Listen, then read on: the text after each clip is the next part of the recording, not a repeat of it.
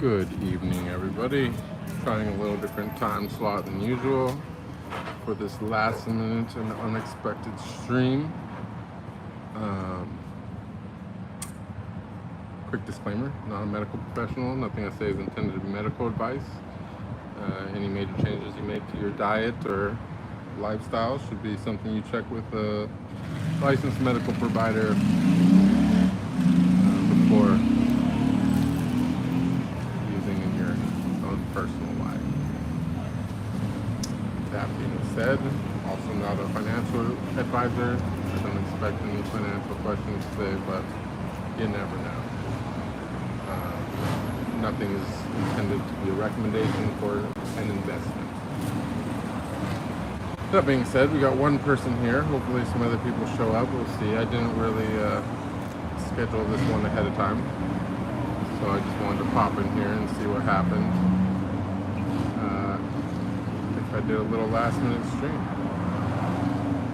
What's up, Noy? Thank you for being my first chatter.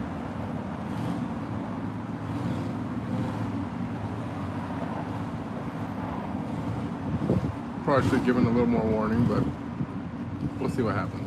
You never know. Something could happen. Well, thank you, Wiggs. That's a lovely compliment. Happy to have you. What are you guys up to? How am I? I'm good. I'm very good. I'm living it up a little bit today.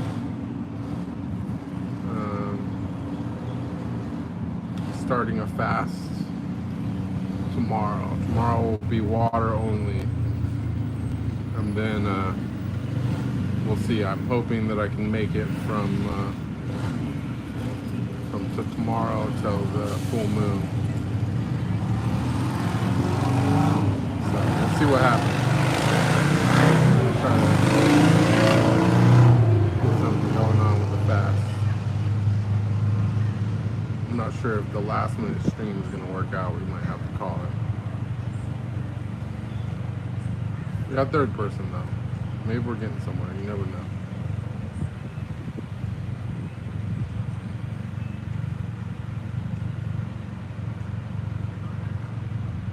Does anyone have any questions in the meantime?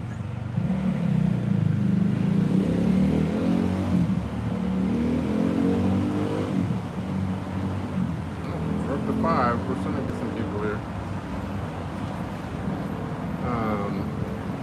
So yeah, I don't know, nothing major has been going on for me lately. I've been still doing the same thing that I've been kind of doing. I've just been doing a lot of earthing and just working on my yoga. Peeling back the layers of trauma. It's amazing actually how much of my tension and all that has just been basically ground into my hips. You know, I'm in pretty decent shape except for just this one hip is like it's the big battle. Freeing up this hip. Because sometimes it wants to be free, but sometimes it wants to lock back up again when I want to rest it as well. So I'm not sure. How's my connection, guys?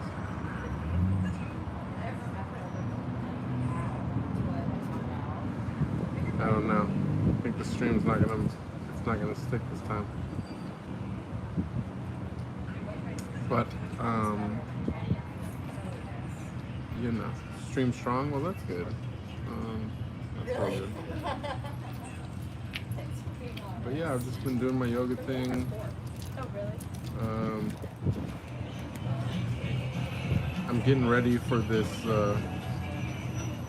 this fast. I feel like I'm pretty overdue for a fast.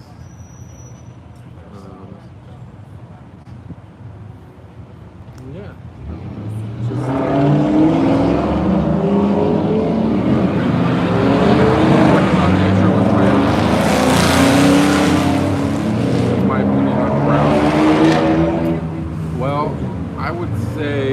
I was going to,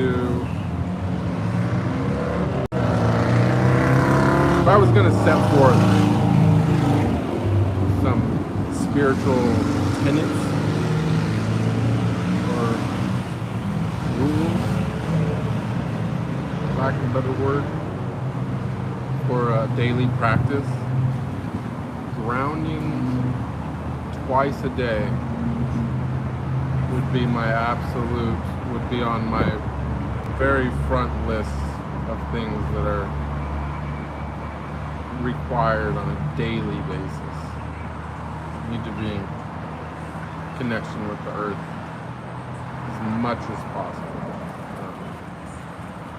And then when you're doing that, it's really super important that you practice drawing in energy from, you know,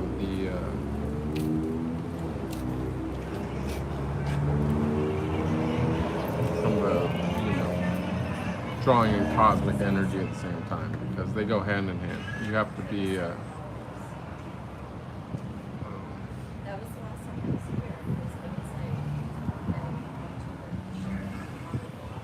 you need to be grounded to do that properly. Am I homeless? No, I have a home. But I'm definitely nomadic. But this isn't my first rodeo. I probably have altogether probably 4 years of being a full-on nomad without a home base. So right now I have no home base. That's true, but we do have shelter, and we're good. And it's more or less optional. You know, I honestly can't really imagine ever wanting to really be that stagnated again. Like, there's nowhere that I can think of in this world that I liked so much that I would want to live there as my only place. And it doesn't really make any sense for me to continuously create temporary living arrangements, if that makes sense.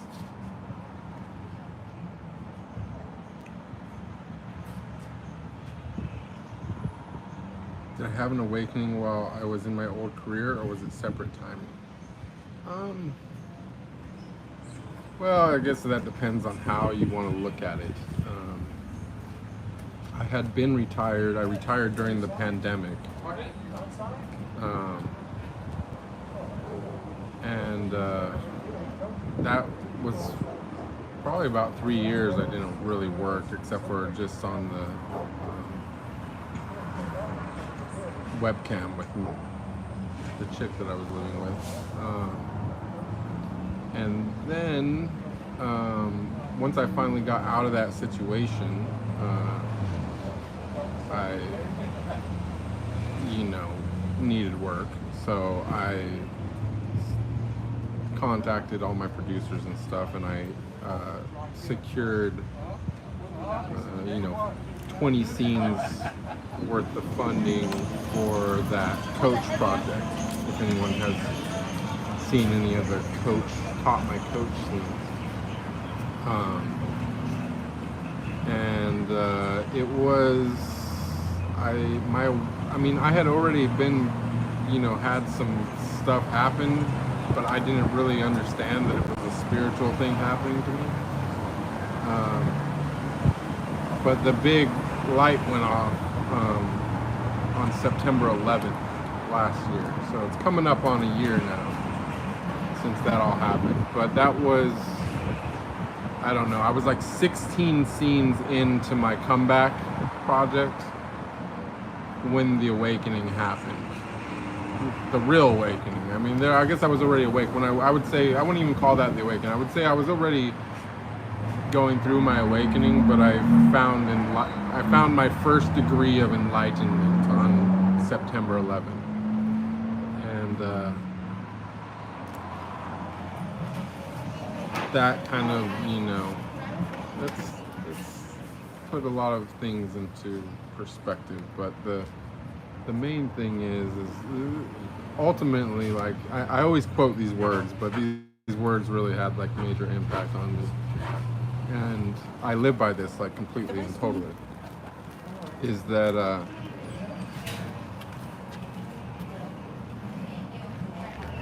if you want to have a spiritual life, you have to make room in your life for your spirituality, but you cannot make room in your spirituality for your life, if that makes sense. And the reason for that is, or at least this is my reason for it, and this is what I've noticed, is that, okay, maybe you're, even if you're a Tantra master, and I don't mean like Western image of Tantra, I mean like all the Tantras, meaning you can just weave every Kundalini activation thing on the planet together at the same time, and you're just a master of it, right? Even in that case, your energy is not always going to be the same, and it comes more or less in waves. And I explained this last time, or I explained this before somewhere, I think in the Telegram chat, that you make your own luck. You do sadhana every day, you meditate, you chant, you're grounding, you're celibate, you're eating clean, you're doing all these things. You're setting yourself up for success. You're setting yourself up to have big energetic days. But the reality is that if you have a good day, if you wake up one day with a bunch of prana, or chi, or whatever you want to call it, coursing through your body, and then you have to go to work, you're not going to blast off like you should. You're going to lose it.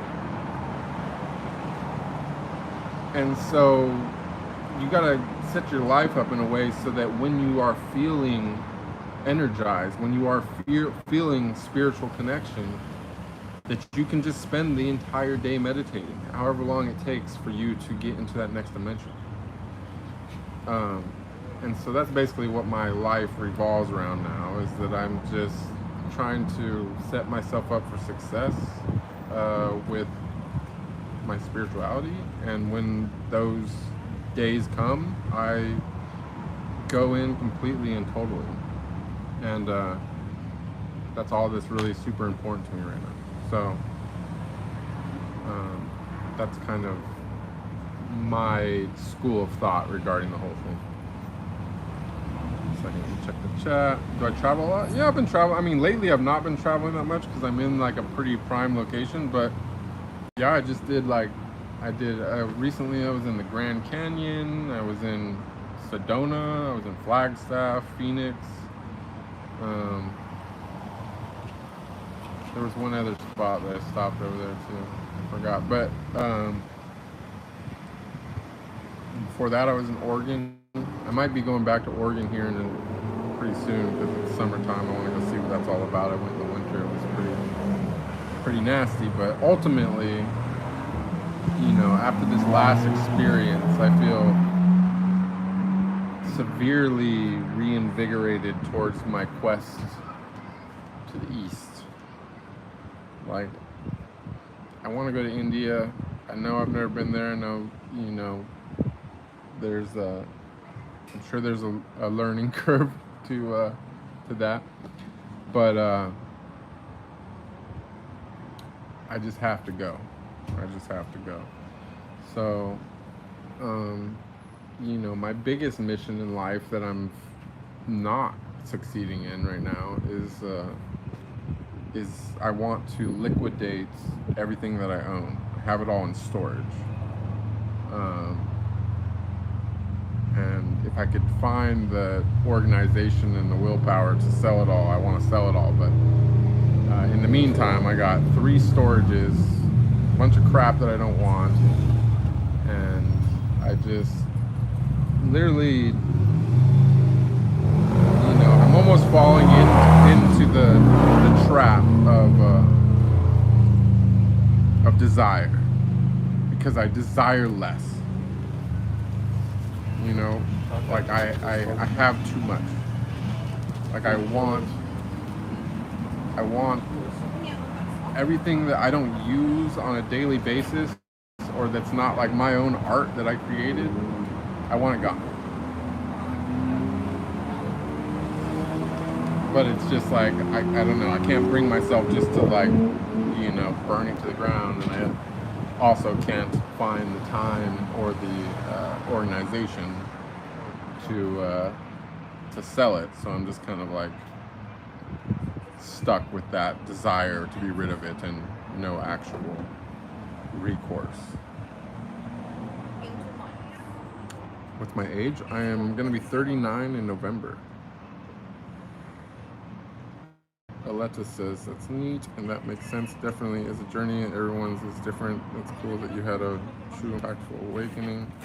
I used to work at a club, and there's some people who had awakenings there and found themselves or went through it before and just wanted to do that work. The journey for everyone is neat. I agree. There's a lot to it, though. I don't think you know, I've been coming to realize, like, not everybody really understands what that whole process is. And, you know, the love and light and all that, it's beautiful. It's an amazing experience. But if you keep going down the trail, you're going to encounter some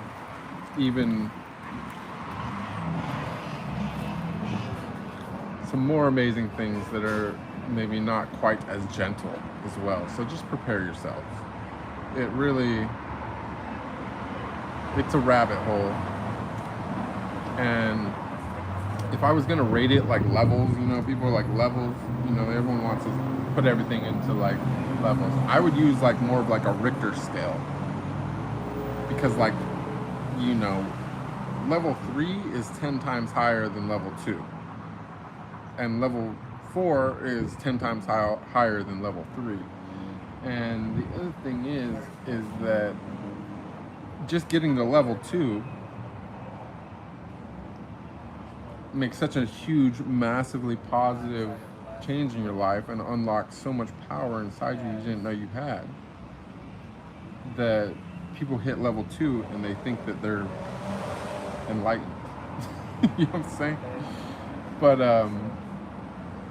this thing is like I don't know how to explain like how expansive and endless this whole thing is, but I truly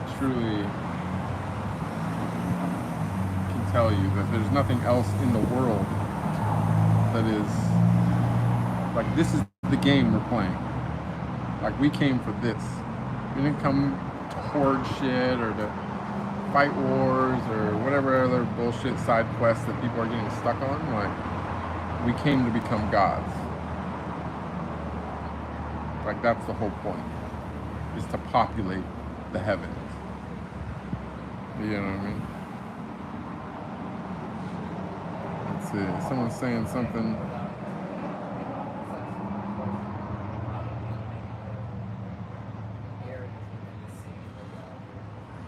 You know, actually, I don't actually mind okay, so someone's saying some interesting stuff. It says, both the Antichrist and the false prophet are from the Church of Satan. If they repent, then apocalypse is canceled. Otherwise, they're all going to hell. Hence, tell them to repent. Well, I don't know about the whole first half of that whole thing, about where Antichrist or false prophet or any of that's coming from, or anything about it, to be honest. But I do agree that if someone of that nature were to repent, it might cancel the apocalypse. I do actually agree with the second latter half of that. And so if I come across them, I will surely mention this possibility, since I've considered that myself at some point. Let us. I'm in Oregon, and hell yeah, summertime is where it's at. Silver Falls, Sweet Pools, Beach. Oh damn, well I'll have to come check that out. I don't know, I'm thinking about it. I've been trying to gear myself up for it, you know what I mean? It's super nice here, so I was like kind of waiting for it to get too hot, which maybe eventually it will, but until then I'm just like, I'm where I'm at, you know what I'm saying? But the first time I have 3 hot days in a row, I'm headed north.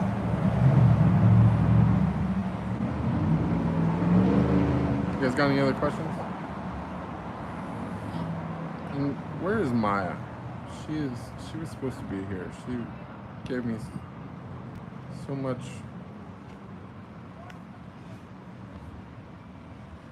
About saying it was my last stream last time. I guess I'm kind of stuck on that. I thought that it was going to be the last stream of that topic, but it sounds like I'm stuck with the topic now.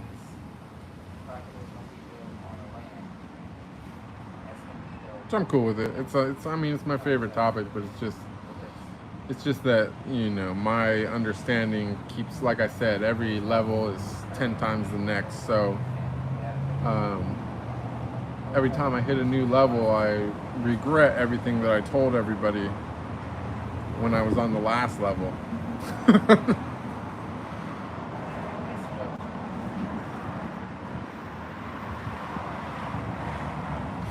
I usually hang around in like the Eugene area over there. Sometimes I wander around the coast as well.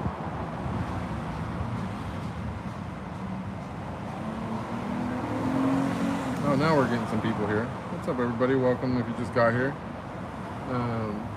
If anyone's got a question, drop a question so we can keep the stream going. Otherwise, I don't know how long I can hang.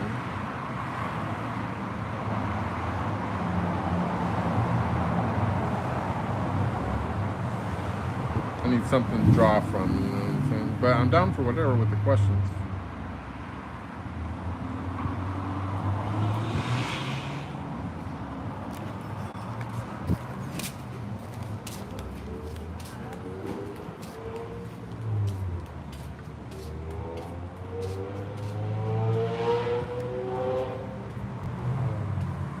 No questions? Alright, you guys. Well, at least we got a little something there. Oh, wait, there we go.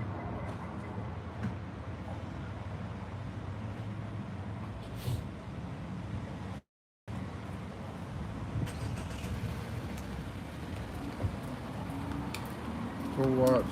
You will feel inspired and faithful in God. It's about how this age you will end, and then God takes an avatar to save humanity from the depths of unrighteousness and darkness spread. Ooh, that sounds saucy. I like that. I think God should take an avatar. You know, I bet you God has already taken an avatar. As a matter of fact, if if it was me, I think I would always have at least one. But my big question is, you know, because I had some experiences that kind of clued me in on about exactly what's going on there. And, you know, I think there's enough bandwidth there to power multiple avatars possibly, but I could be wrong about that. I don't really know. Maybe it's more of an immersive experience to do one at a time. It's hard to say.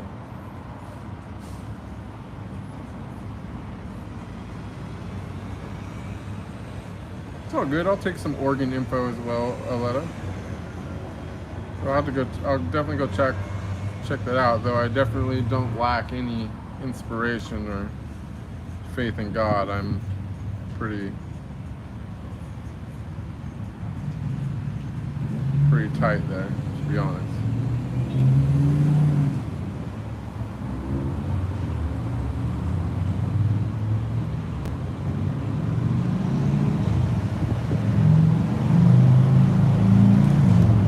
Well, I'm sure. I mean, I'm cool with that. cool with that?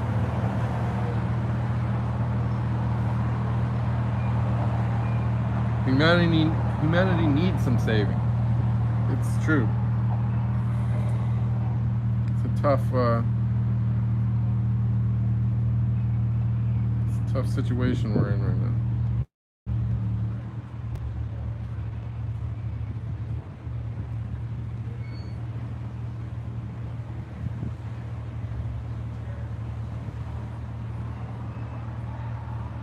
Alright, guys. Well, any other questions before I mosey on?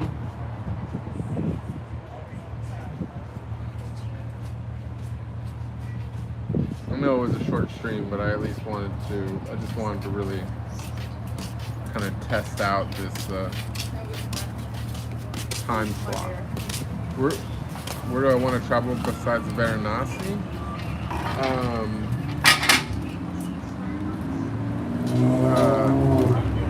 I'm gonna pronounce it wrong probably, but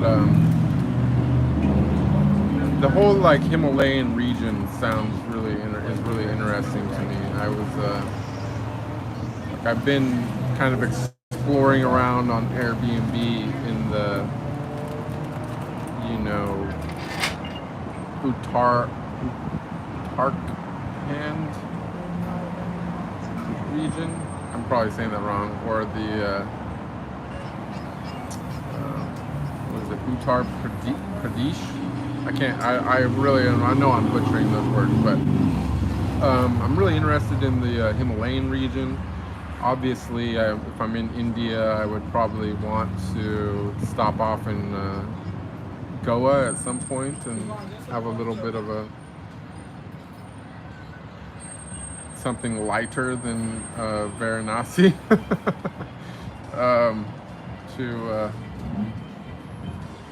to compare and contrast my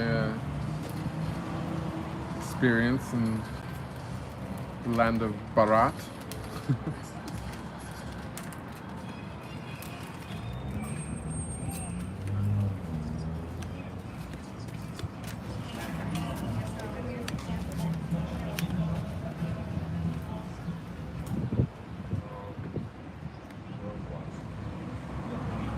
Yeah, you know, I've been thinking about that so much as well, like about the avatars thing, like if it's just one at a time or if it's multiples, you know.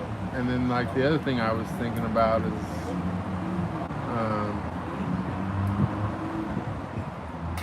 you know, like it's probably like that with like I feel that there is like it's like almost like archetype, you know. It's like how many, like I feel like actually like God's avatars are gods, you know what I'm saying? But then those gods also come to earth as with avatars, so it's like almost like archetypes kind of a thing, you know what I'm saying?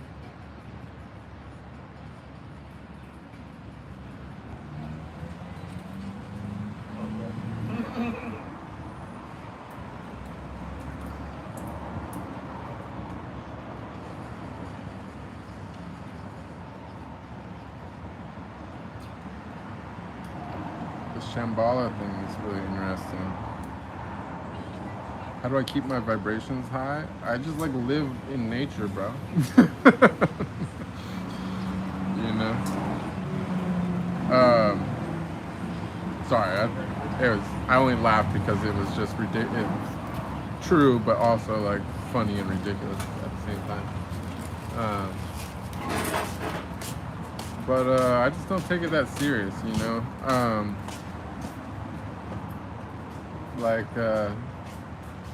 You know, I used to take everything so serious. Like I was such a serious person. Like I was all worried about conspiracies and politics and, you know, fucking survival and, you know, all this stuff. But when I realized that I existed before this body existed, and that I would continue existing after this body expired. It's like I realized that this is all an illusion, and that it's amazing. It's awesome. It's not really that scary when you know that you're immortal. You know what I'm saying? Like, there's not really that much to be afraid of. There's not really that much to get your vibration down. You know, you just realize that this is all. It's like I said this in a recent stream. I was like, you know, it's like I used to see a piece of garbage floating down the street, and I'd be like pissed off and be like, "Fuck is throwing garbage outside?" You know, like nobody likes the littering thing. Nobody wants to live in that environment. But now I see a piece of garbage floating down the street, and I go, "Wow, like this is such a detailed illusion. I can't believe that we can see everything down to a piece of garbage floating down the street." You know, I can't believe like how vivid this is. You know, like I just look around, and I just like now I look at it all, like I realize it's like almost I look at it like I just put on a VR headset, and this is where I am, and I'm just like, this is fucking awesome. Like how can there be so much detail? Like, look at the grain of this wood. You know what I mean? Like, fucking awesome. Like, it's got texture, you know? Like, I got little pimples on my head, like hairs. Like, everything is, you know, it's fucking amazing. And so, that's pretty much, you know, what keeps it light and keeps my my vibe up, you know what I mean? Because I'm so okay, Waldo. I'm like beyond okay. I can be. The cool thing is that every day my life is good now. You know what I mean? Like, I'm just waiting to get closer to God. Like, every day is just, you know, the worst part of my day on any given day, you know, is that it was just a normal good day. You know what I'm saying? Like, and I don't know, just nothing really bothers me. Like I said, even if I step in, like I said this in the last stream, you know, like even if I step in dog shit, I just laugh and say, "Oh, I wonder why that happened." You know what I'm saying? Like, I wonder what that did. You know what I'm saying? Like, because I know nothing is a coincidence. Like, my whole life is different because I stepped in that dog shit. You know, but it's not different in some random, meaningless way. It's different in some way that maybe I don't understand because I'm not at this exact moment looking down on the earth through everyone's eyes and seeing everything simultaneously and experiencing everything simultaneously the way God is. But I could do that because I have done that before, and just doing that for, you know, a little while, a few minutes or whatever, really puts everything in perspective. And so it's like,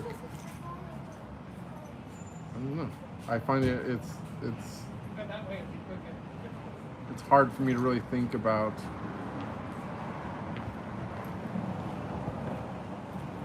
anything really getting my vibe down, because honestly, I got it figured out in the sense of like, I don't want anything. I have everything that I really want, other than maybe like a relocation. You know what I'm saying? But you got to think about what I'm actually saying when I say I want to relocate. Like, I'm on like the nicest beach in California, and I'm literally trying to relocate to India. India's, I'm, you know what I'm saying? I'm not saying anything negative about it. I've never been there. I can't say anything. That's just interesting to me. It's where I want to go because I feel some spiritual like lineage there. But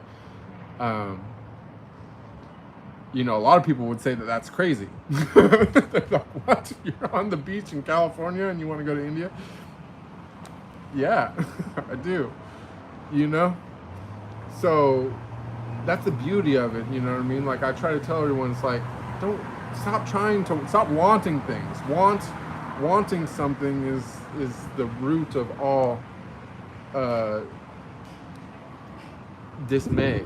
You know what I'm saying? Everybody who's unhappy is unhappy because they don't have something that they want. You know what I'm saying? If you learn to live without anything, like learn to live with as little as possible, you know, air, food, and water, and then learn to be happy with that. Like your life is fucking top notch. Like you can't go any higher than that. Being a billionaire or whatever is fucking shit compared to being somebody who's spiritually pure, happy with themselves, and fucking doesn't own anything or need anything. You know what I'm saying? Like, here's like a good example. You know what I mean? And not saying that I'm resorting to this, but let's just say, like right now, I have only 5 people in this room. It's not like it's a huge part of my fan base or whatever. It's 5 people. Would anyone here of you 5 people happen to have a couch or somewhere that I could sleep tonight if I wanted to? Does any one of these 5 people happen to have some extra like rice or beans or something, an apple, whatever, lying around that you could part with, that you would feed me? You know what I'm saying? And I could do that anywhere in the world. You know what I'm saying? Like where are all you at right now? What parts of the planet are you on right now? So how many different places? There's now it's down to 3. There's 3 different locations that I could go right now. I'd have a place to sleep and something to eat if I needed to. You know what I'm saying? Like, you know, I wouldn't let like if Bill Gates, super billionaire Bill Gates showed up and was like, "Hey, I'm broke. I got nothing." Right now, would anyone here let him stay in their fucking house? You know what I'm saying? Would anyone here fucking feed that guy? You know what I mean? Like, you gotta put everything in perspective. You know what I'm saying? So, you know, that's kind of my angle on the whole thing. And that's not like an ego thing, or like, I'm not trying to like pump it up, but I'm just like explaining, like, you know, if you got love, you got it all. You know what I'm saying?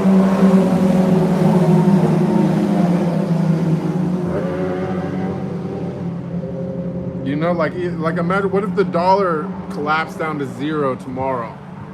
The whole world is just fucked. All the fiat currency goes to 0. You can't buy anything.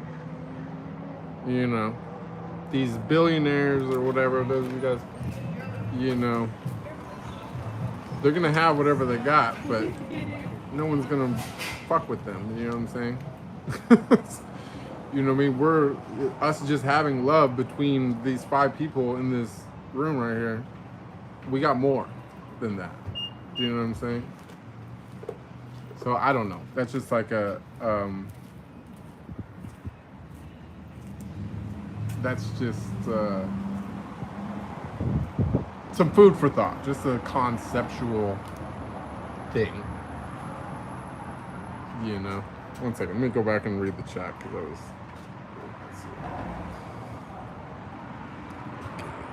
Yes, with fractals doing activation going through. Things is not true. Yes, they are. There's nothing that these avatars can do. Dharma, recognition, and justice, while teaching humanity how to live and support other humans. Jack, I gotta say, you are on point today. You got all the goods. You got all the goods. I'm pretty much agreeing with everything that you said, or have said so far. Let me rephrase that. Light reflecting on physical matter is true. It's true. Maya was falling asleep. Oh man. Listen, there's always next time. And thank you, Waldo. I try to just be me, you know. Thank you, Wiggs and Magic, for the lodging offers. So yeah, that's pretty much my whole thing. You know what I mean? Like, um, and yeah, I mean, I guess sometimes I would say that you know, maybe I guess I don't know. It's hard to say. You know, I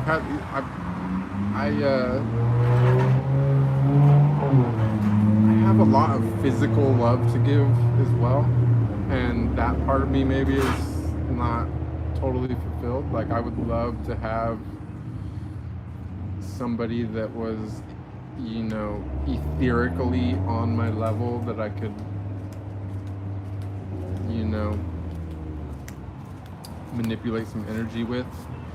But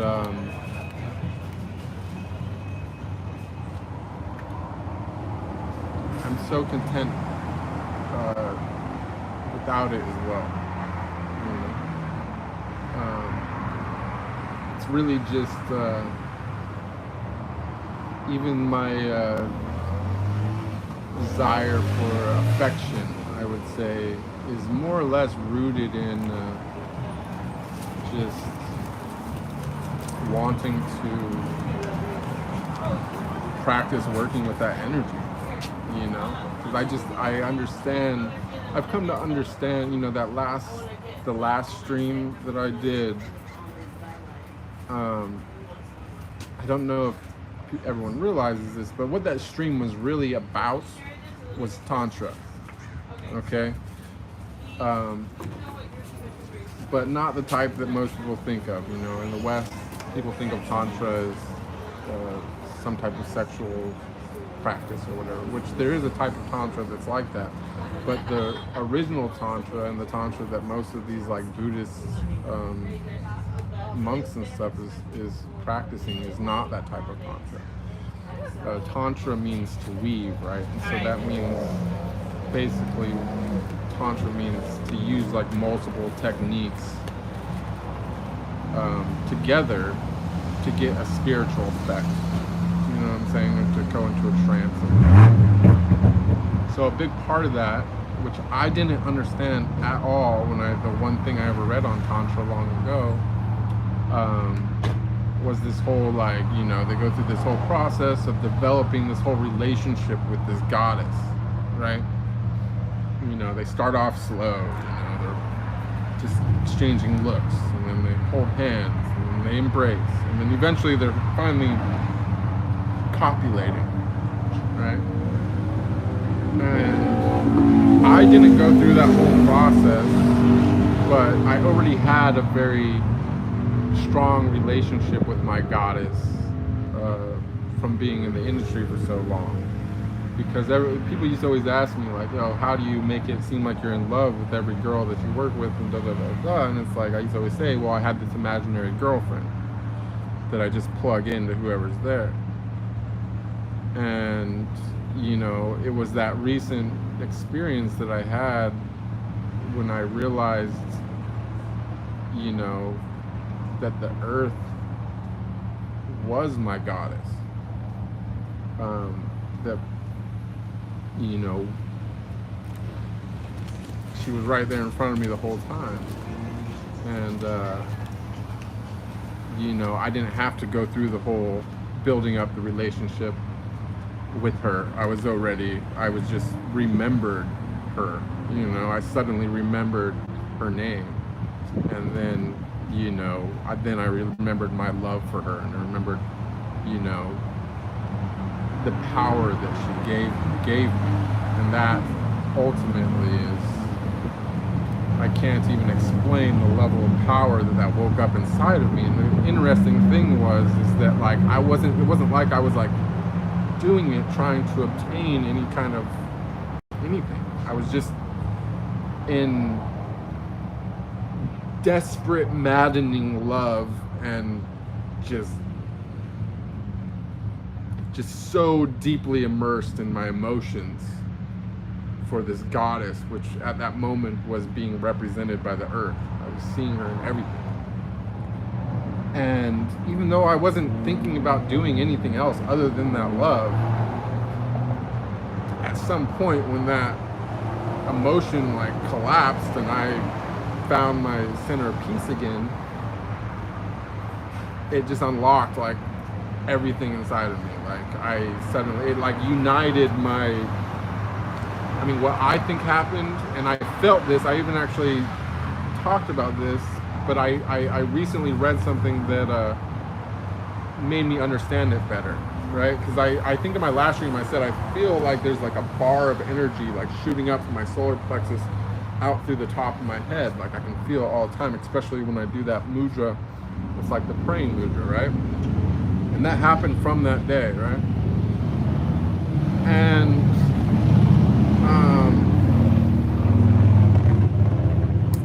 then I recently read something about this Hara chakra, which is more or less, it's like the navel, not the solar plexus, but it's like, or somewhere in that general region as well. And I read something about like, you know, speaking of like a certain level of activation, balancing your chakras, that they unite your Earth Star chakra and your Soul Star chakra, basically like merge together and bring the whole system into like a single energy source rather than separate systems.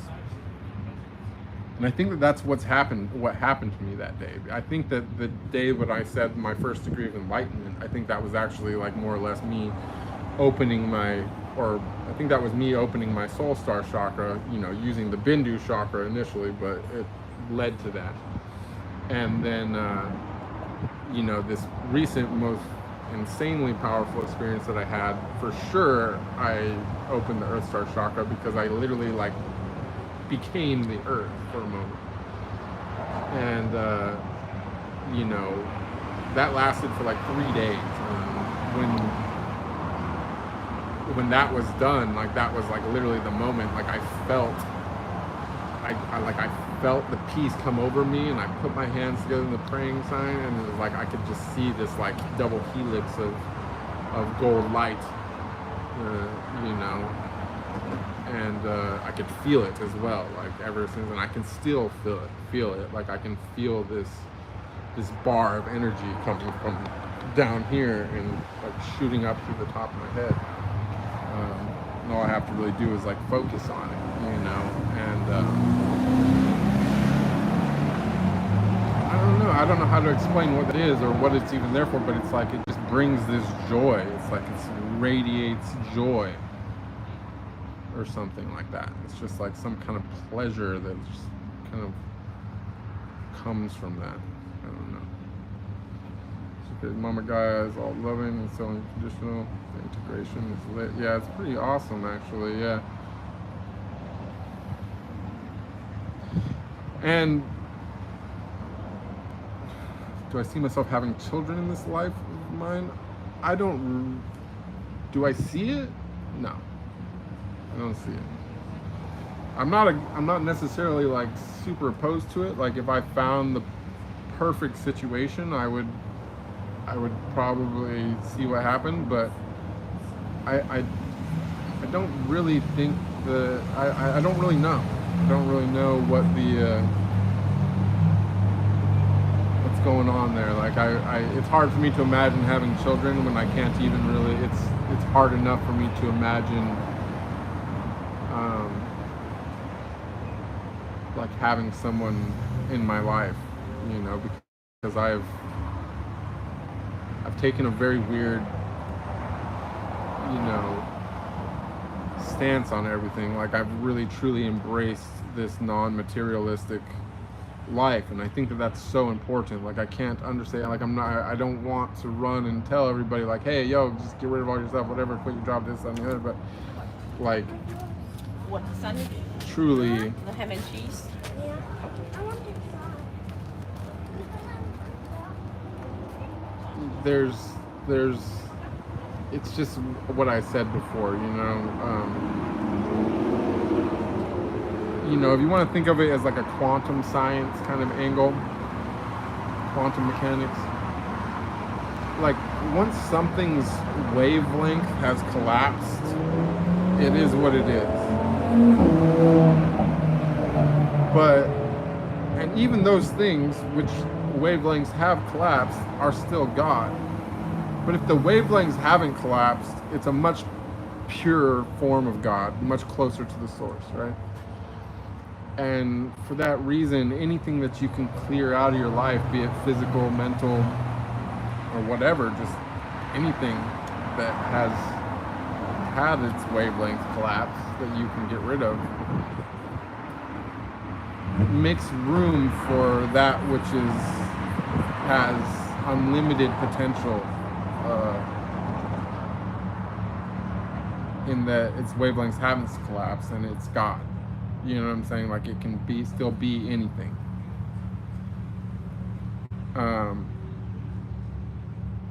So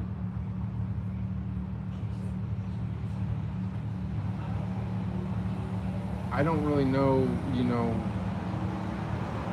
what the future holds, but like at this moment, when I'm in the United States, and in,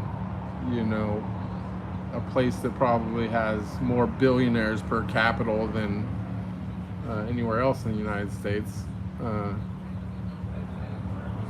per capita than anybody else anywhere else in the United States, it's kind of hard for me to imagine meeting a totally non-materialistic, spiritual woman that's ready to,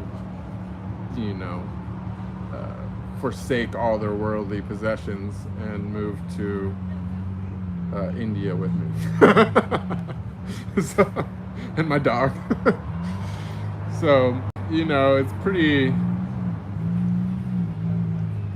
I don't, like I said, I stay in the moment even. It's against my entire mode of thought and process for living to plan for tomorrow, really.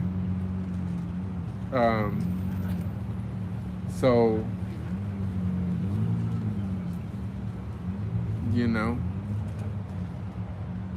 it's like the whole, I could have went crazy and probably sacrificed my way over there by now, but the reality is that with spirituality, one place is as good as the next. It's all within yourself. Like, it doesn't really matter where you're at. So it's like, me wanting to be somewhere else is a sign of an area where I still have work to do.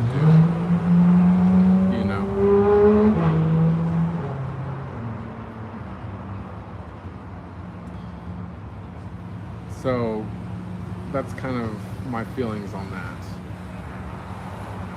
So after your journey in spirituality, what do you have discovered the most important thing in life besides love?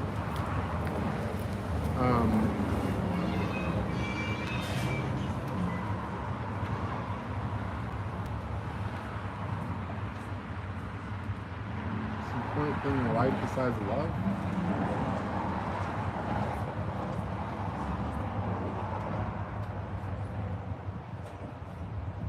I mean, it's got to be wisdom, right? Like, it's got to be knowing God, right? Like, what else could it possibly be? Because why else would we even be here? Like, there's no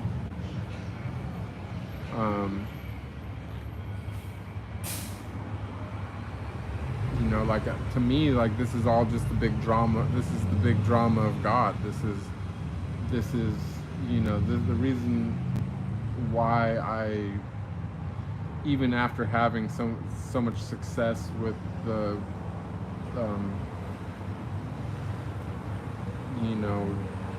certain techniques, I still more or less maintain a Taoist approach to everything of non-doing.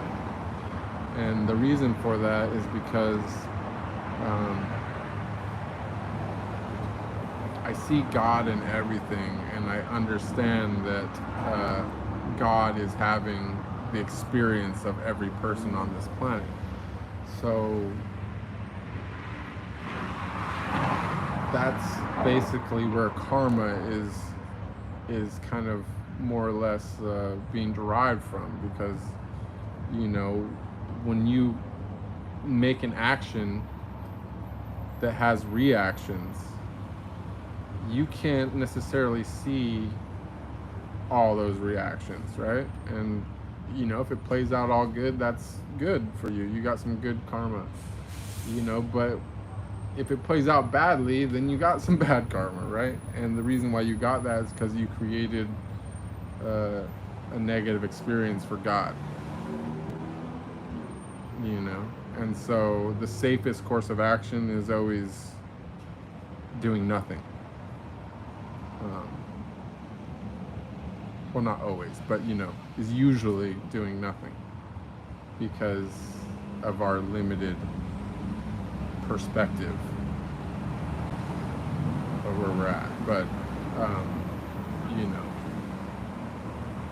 I also believe there's a certain amount of responsibility to make the world a better place if possible, but you just got to be super confident that what you're doing is indeed going to have the desired effect. If that's what you want, but universal law, the opposite is already on her way, thinking and wishing for the same.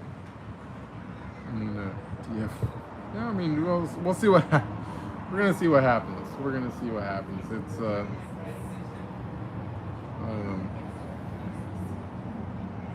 It's interesting, I more I experience this new way of life, I realized I couldn't really probably sell it to somebody. It'd be pretty difficult to sell to someone telling them about it, but fuck, sometimes I just really want to show somebody. I'm just like, I wish somebody could see, what this is like. I mean, I guess I don't know. Maybe not everybody's always had like a stressful life, but I encountered a lot in my life, and it's just I can't put a price tag on how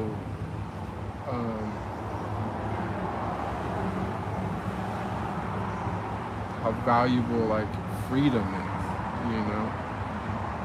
Like I keep like one of the big things where my mind goes back to where I feel relief is like, the whole reason why we're talking on YouTube right now and not on my Instagram account is because obviously I got, shadow banned or whatever. And I'm pretty sure that shadow ban is extended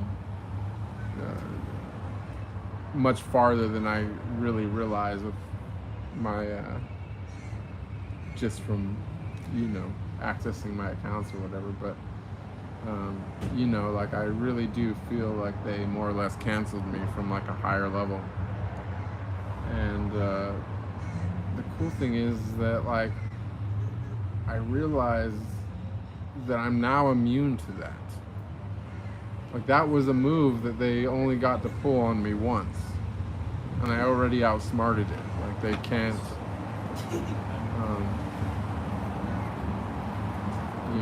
they can't shadow ban me from spirituality. You know what I'm saying?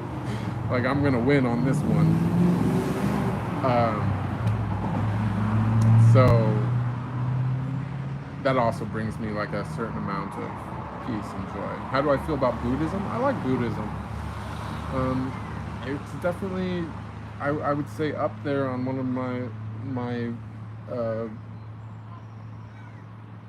there's a lot of things that I agree with there. I like the 10 fetters.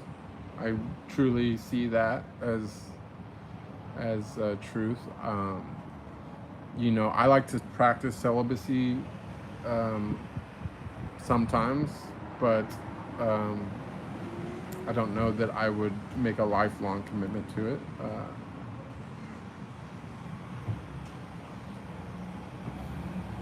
You know, it's like, well, also another part of my own personal, I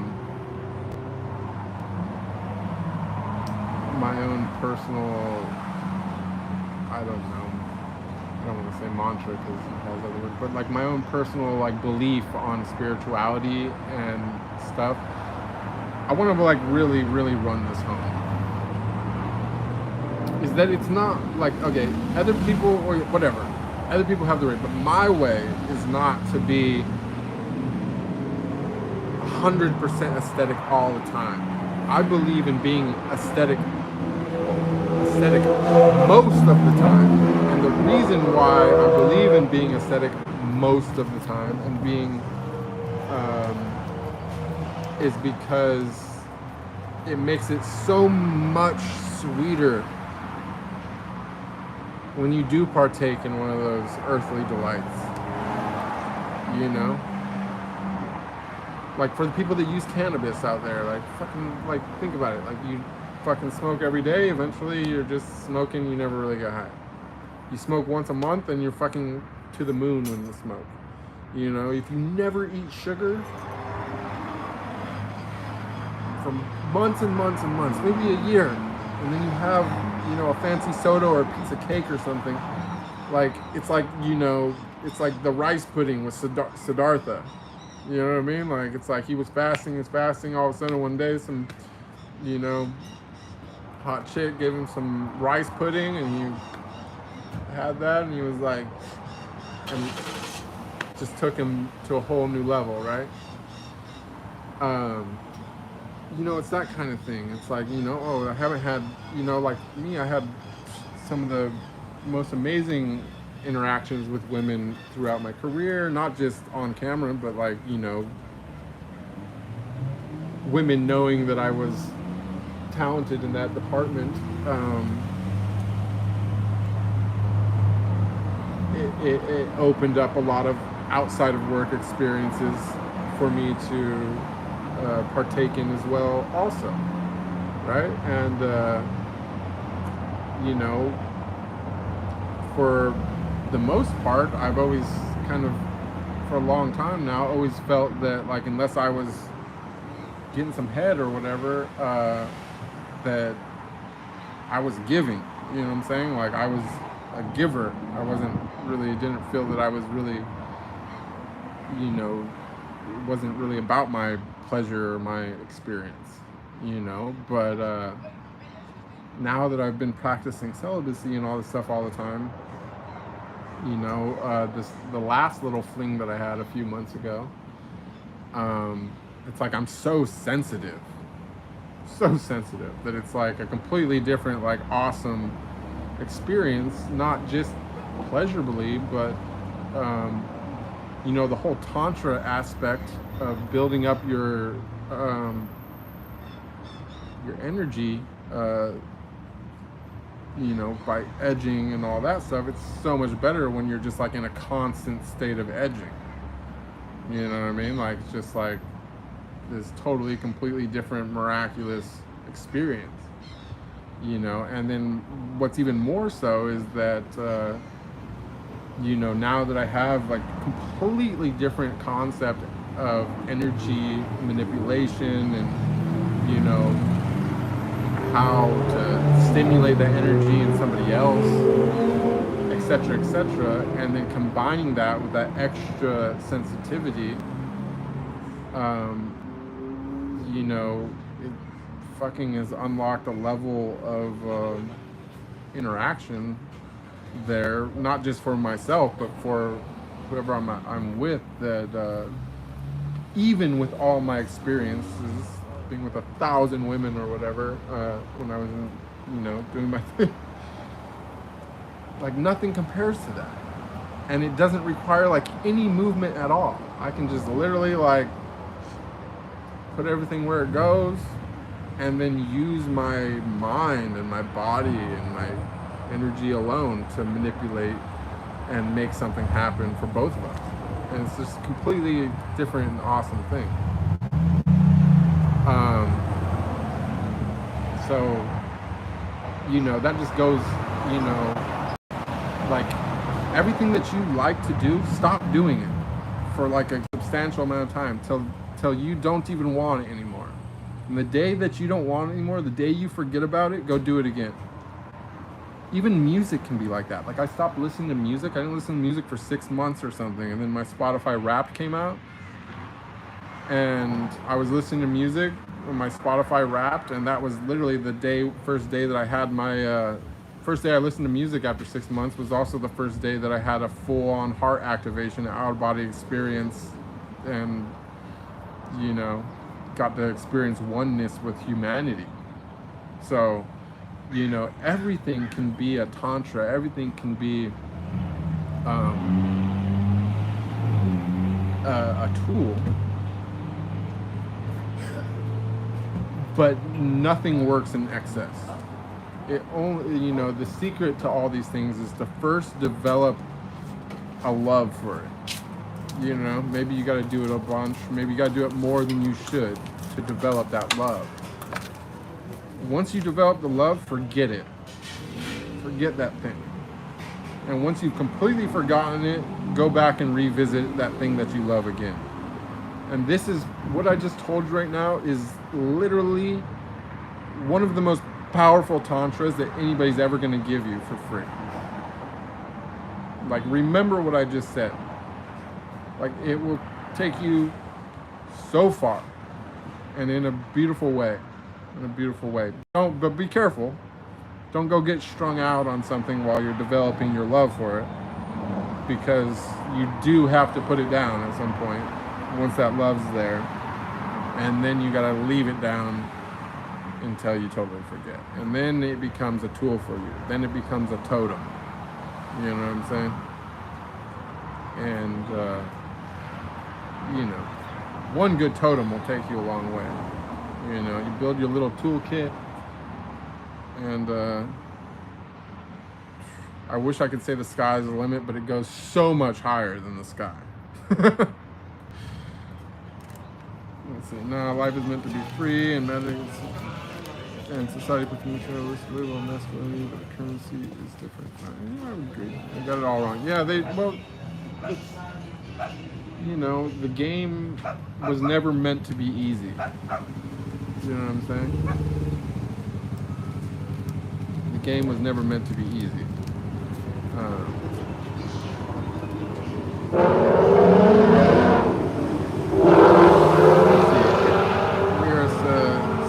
Alternate universe, if corn wasn't an option, what do I see myself career-wise? Well, I wrote a book before I was in the industry, and the reason why I went into the industry fearlessly, and also why I became a professional gambler and, you know, did so many other crazy things in my life, was because after I wrote my first book, which was just a fiction novel, I realized that I had developed a really unique talent for writing.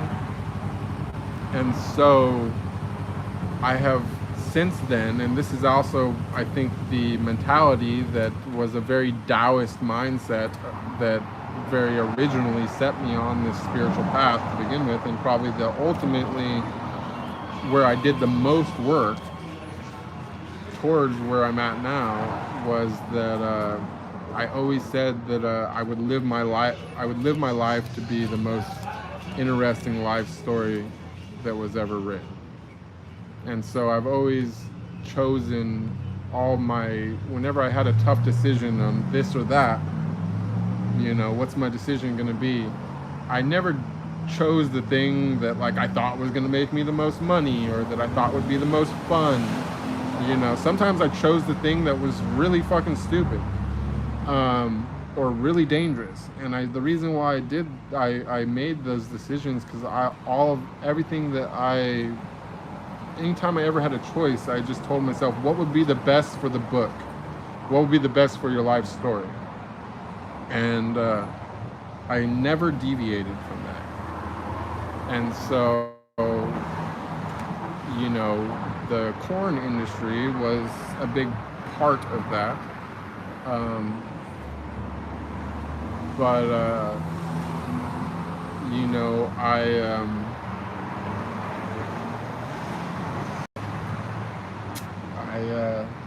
yeah, I didn't really, the interesting thing was, I always thought, when I came up with this concept, I was only like 21. And there was no spirituality in my life at all at that age. And, really even all the way up until,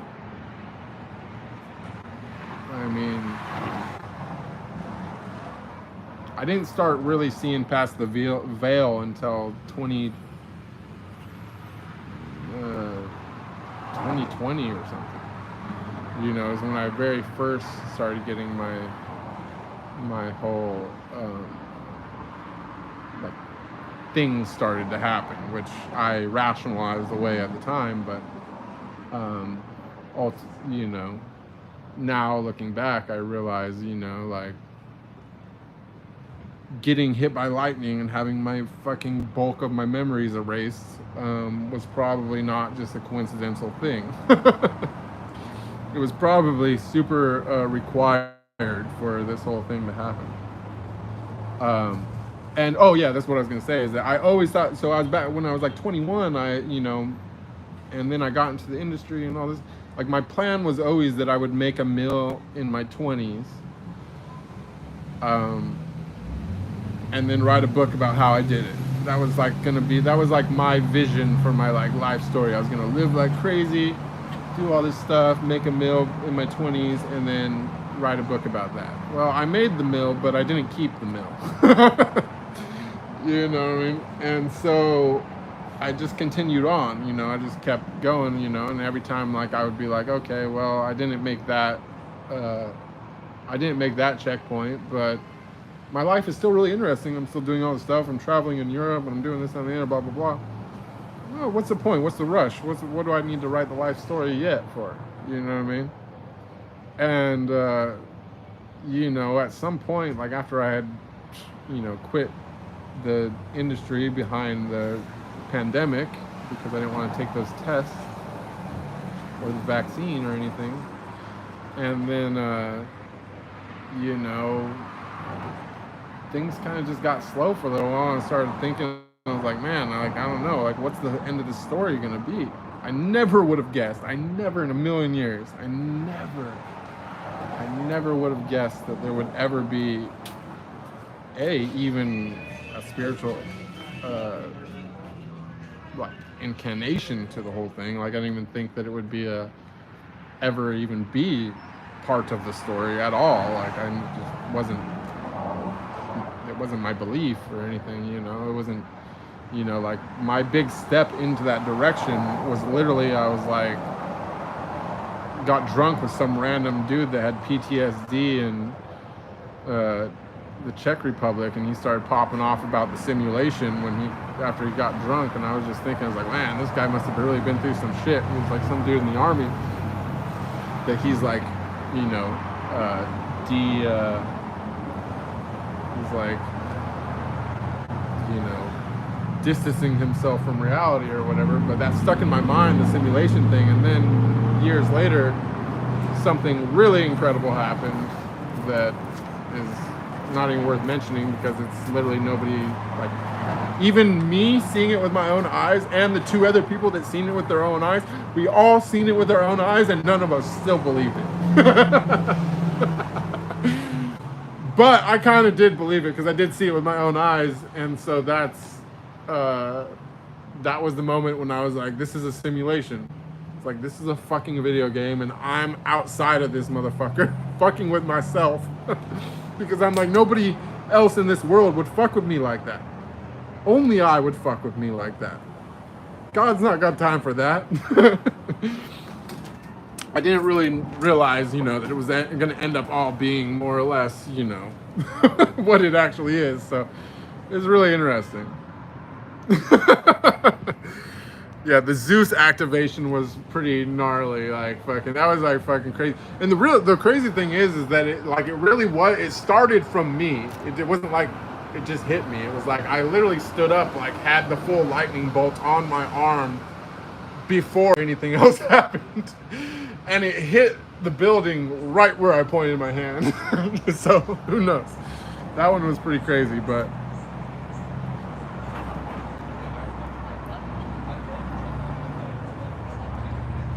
Oh, what's up, Ron? Welcome, welcome. Hit by lightning, and now I'm electrifying. True, I like that. Whenever I watch you, I find myself getting upset. I guess you're so good at what you do that I find myself jealous. Oh, don't feel like that.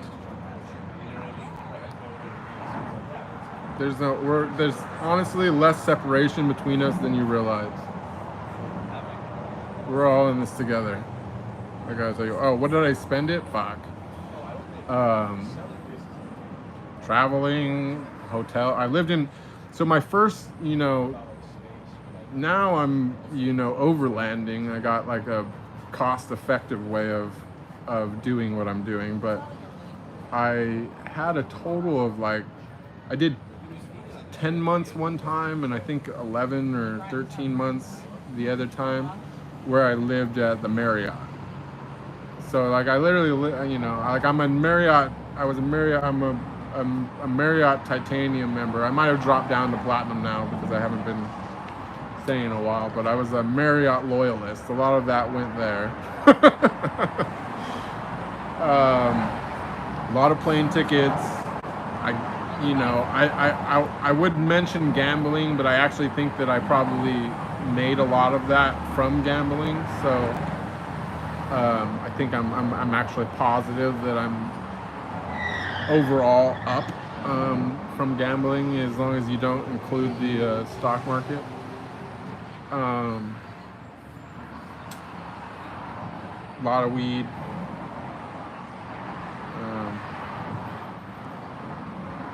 I don't know. It was just a different light. I was getting paid to do something that I loved doing. And I was getting paid well, and I was just living. I wasn't really. I never really had the mindset to save or anything. I had always been the type of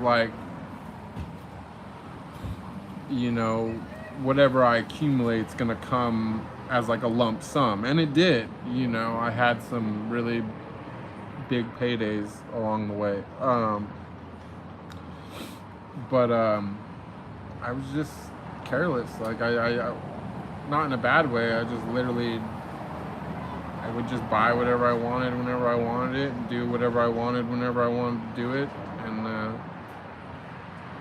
somebody asked me for help, I would just whatever. And I ate some really amazing meals all over the world, some pretty fancy restaurants, and I don't know. It's just, I did a bunch of shit, I've been to 20-something countries. Not lived in all of them, but I only count the ones that I've stayed for at least a week. If I only went for a couple days, I don't even really count it, unless I got laid in that couple days, and then if I got some local, I count it no matter what. But yeah, I don't know. I mean, it's whatever. I had a hell of a time. And the beauty of it is that, so my original idea, right? Yes, you stole it right out of my mouth, Magic. But I'll still say what I was just about to say. But for the sake of the recording, she said, "Sounds like you're investing in human experience," and yes, that is exactly what it was. Because once I had, the reason why I did it like that was, well, a couple reasons. First off, they can't take it from you if you don't have it.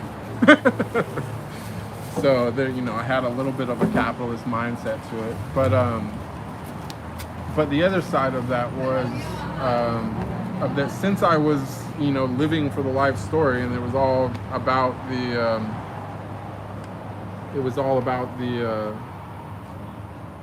the story, the original title that I had for that philosophy that I was going to write was called Life Equity. And I don't know if I'll still use that or whatever, but it was, the concept of the philosophy was that, Then I saved you.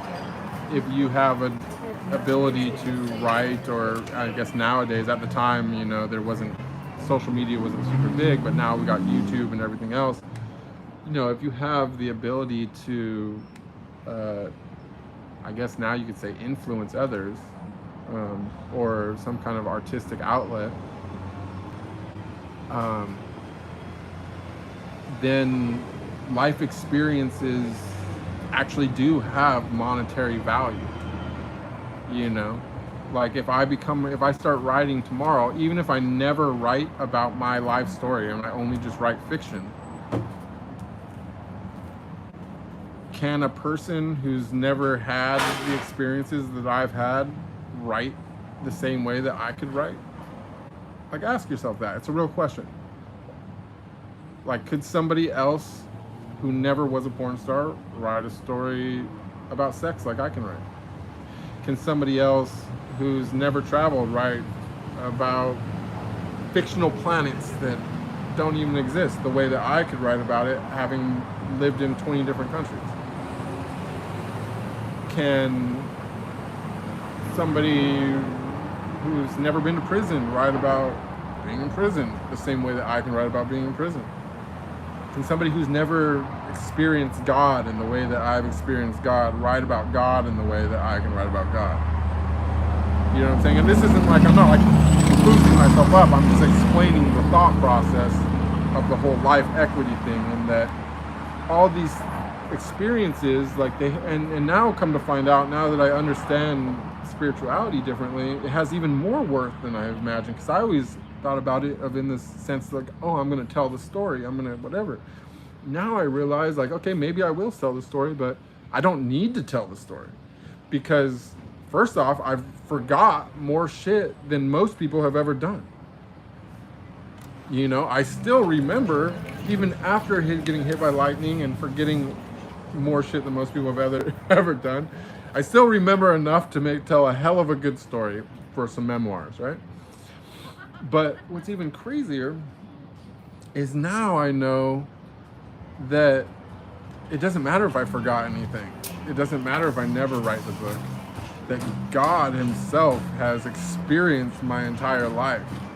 Every emotion that I had, everything that I seen, everything I heard, everything I smelled, everything I tasted, everything I felt, God got to feel all that, and it's all recorded, it's all there for eternity. You know, and that is ultimately how I became immortal. Because, you know, I made my place. Like, I proved my point. Like, I went, I did all that stuff, I stayed a good person, I came out better than I went in. I continued to improve. I'm still improving. I'm still loving God. I still have gratitude. I still have love. You know, and for that, you know, I got acknowledged, you know, and everybody will eventually, I believe that, but it just takes a lot of lives to do it, you know. So if you're getting close, like, start working on some past life regression stuff and start trying to remember your other lives. Start trying to remember them, because you can. They're still there. You can remember your other lives. Like, the things that were core memories in your past lives, that's still part of you. You can bring that back. You're not going to remember every little detail of every day, but you can bring back the core memories and the things that were like your skills, something that you were a master of 5 lives ago, 10 lives ago, 1,000 lives ago. You can get those skills back instantly by remembering your past lives. So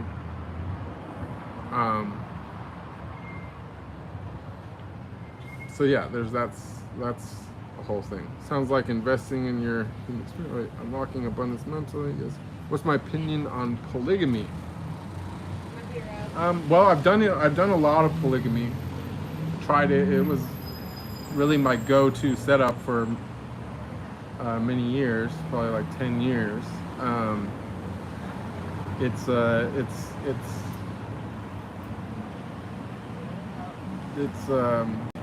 haven't found a situation where that actually works over the long term. So,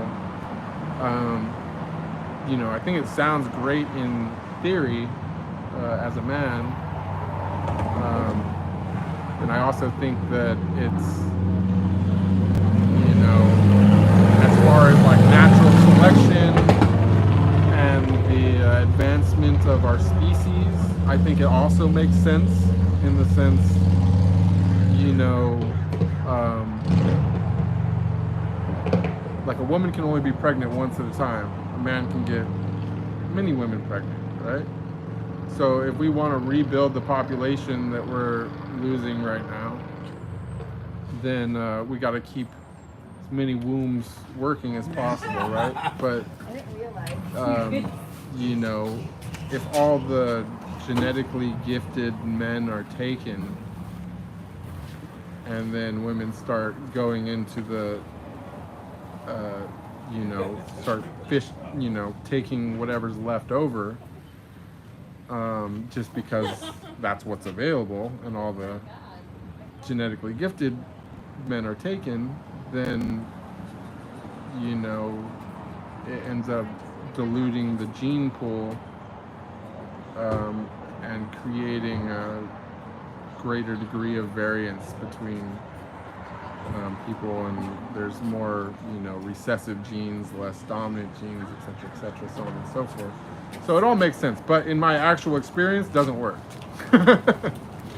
And you know, I was in a different frame of mind at the time when I was practicing that, but you know, now I don't know if I would even, I don't think I would even want it. I mean, I would, it's hard for me to even imagine connecting on the level that I want to connect with somebody, with one person that seems, you know, mathematically completely improbable, that if I can't, if I don't see one happening, then I don't know how that works, but it's definitely more than twice as hard to get two to work. You know what I'm saying? So it's not really part of my, it's no longer part of my thought process, I guess. But it was a good question. And I did have a lot of thoughts on it, but I don't currently have an opinion on it. I just spewed out all the information of things that I have considered about it. Right there. So don't take any of that as an actual endorsement for or against it. What's my thoughts on Robert Greene as a writer? He's a good writer, and some of the stuff he's written is correct, I guess, in some ways, but I don't really like his stuff because it's written from like a manipulative, like kind of evil standpoint,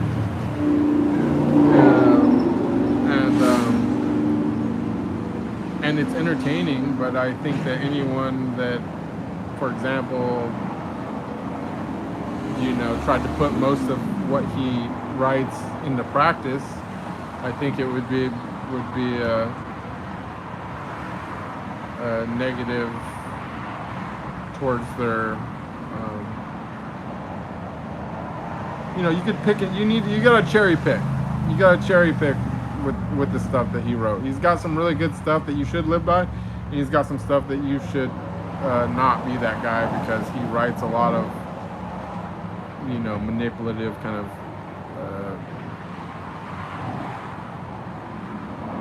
stuff like that, and I just. It's really, you know, I value individuality. You know, I would definitely not ever want to be part of like a communist situation or anything like that. But at the same token, I also have experienced and understand, you know, oneness with humans and even animals on the earth. So I understand that there is no actual separation, and that anything that we do to another person, like we did that to God, and we also did that to ourselves. So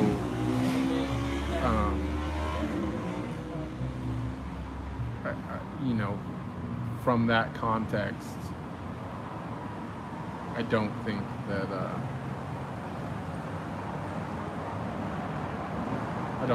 it's necessarily the right content to base your stoicism off of.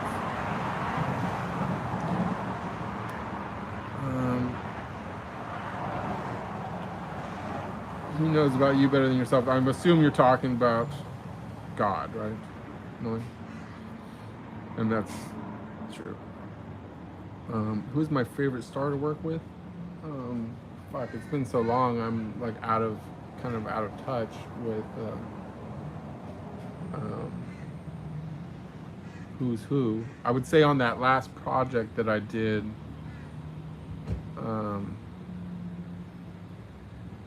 I did that whole 20 scenes thing. My top, I would probably say, no, it's hard to say. I think everyone knows I love Eliza. Kylie Rocket was really fun. Liz Jordan was really fun. Scarlett Alexis was fun.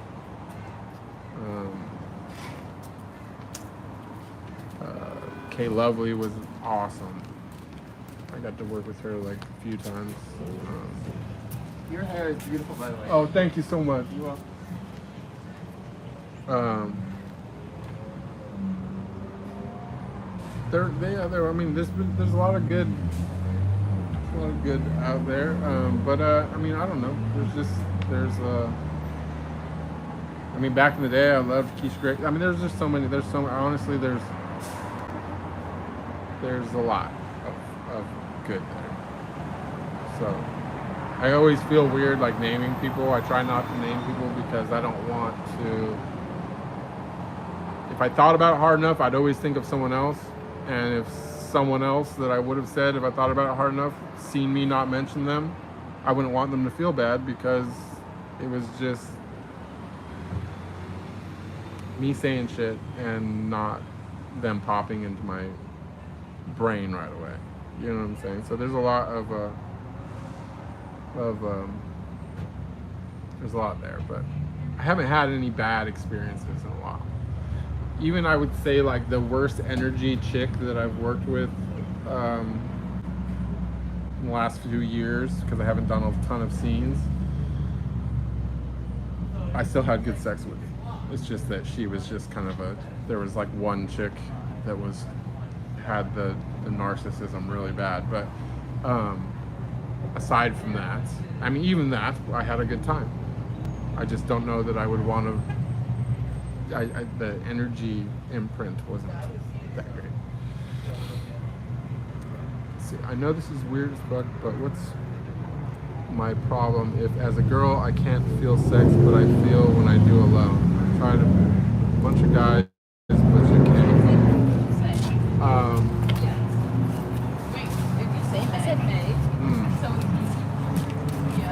Well, there's like a bunch of variables there. Like I would honestly like have to like interview you and like get so many details about you, you know, like if you're on, and like I would probably start with the really obvious things, like if you're on an SSRI or anything like that.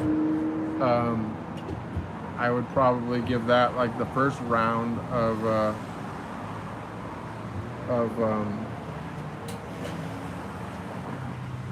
something to look at, or you know, any medication for that matter.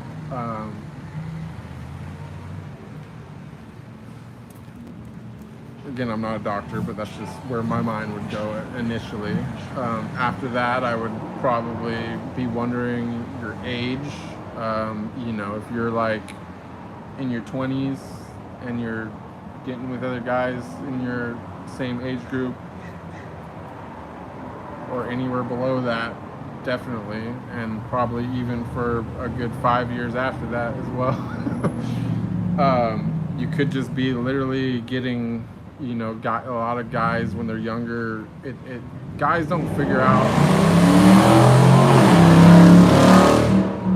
90% of guys do not know how to fuck. Excuse my language. I mean, shouldn't have said that. 90% of men do not know what they're doing in bed, and so that could be a part of it as well if you're not on any kind of medications. You could also be, you know, you could take a chakra test, see if maybe you have a blockage in your sacral chakra. That could be a big part of it. If we're talking spirituality, you could, you know, you could, you know, people glamorize this G-spot or whatever that's kind of in the front, and that's not really anything even worth talking about. It's just like something that a bunch of very unendowed doctors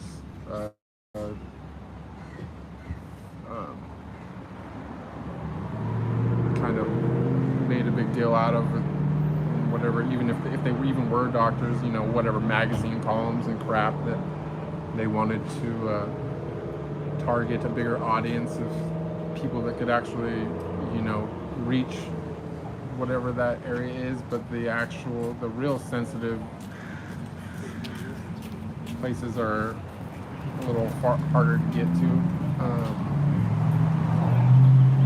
There's so many different things, and I honestly couldn't, just with that little bit of information, I couldn't go any farther than what I just did, and I honestly probably went too far. How do I feel with Becky Bandini? I barely remember, but if I remember right, it wasn't really it was a very impersonal set.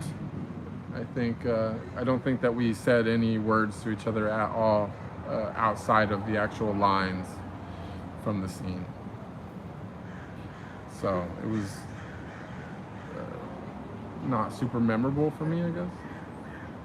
Other than I just remember it being kind of weird and awkward.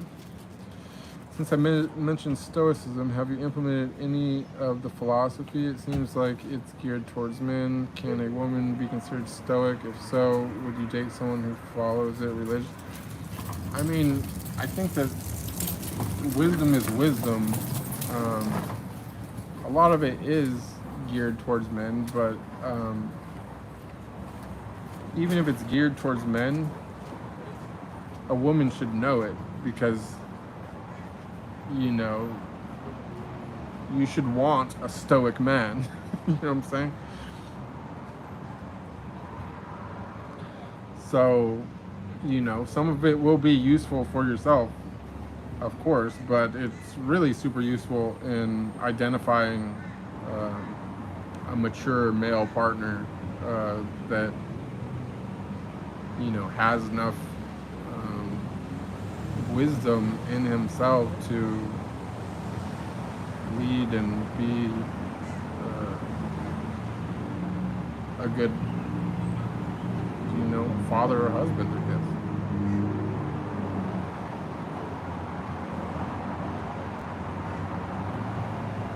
The OG spot is pineal. Yeah, well, that's, you know, that's kind of like, I wasn't going to go too deep into I didn't want to get too woo-woo about it as well, but, you know, if you're just not, you know, there's a lot to chemistry.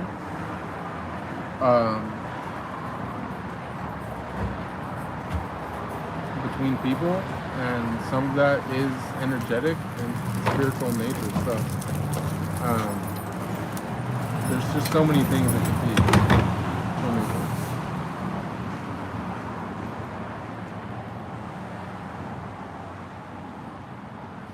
But it's hard to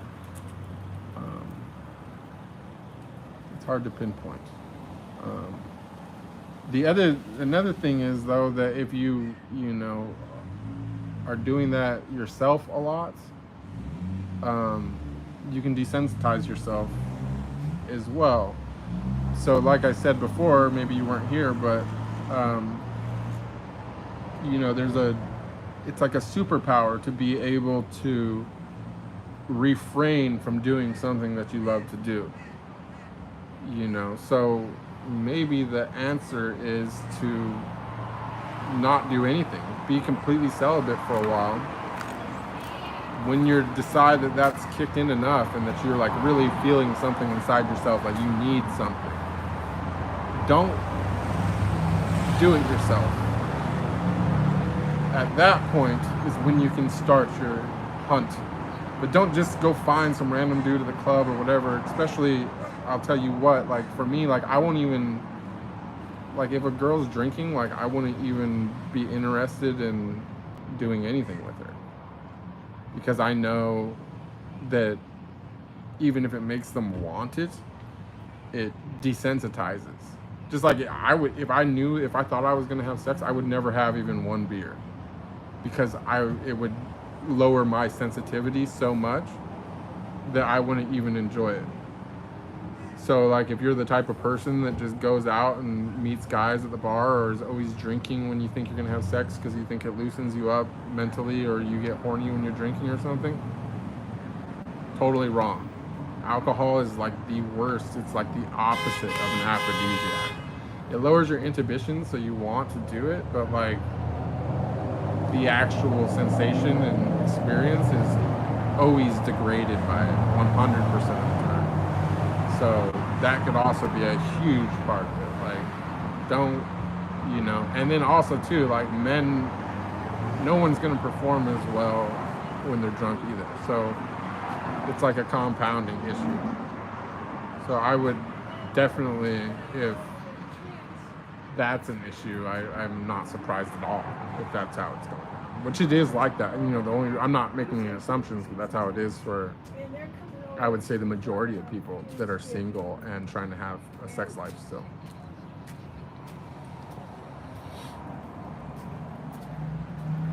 So there's that. I mean, alcohol honestly is like such a bottom of the barrel substance.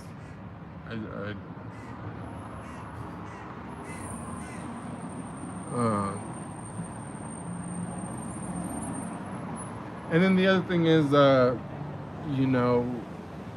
as far as that whole sacral goes, I mean, maybe I'm just speaking from my own personal experience. Like me personally, like I've stored almost all my trauma has been stored in my hips. It's been so hard for me.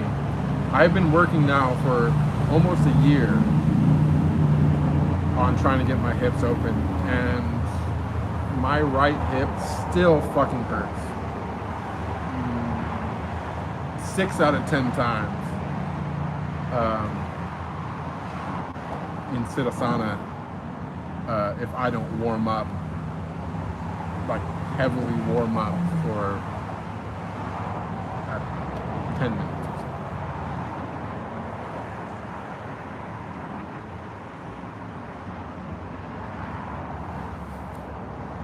What exercise would I suggest for a good sexual life since what did you discover till now through meditation? Well, to be honest, I haven't had sex since my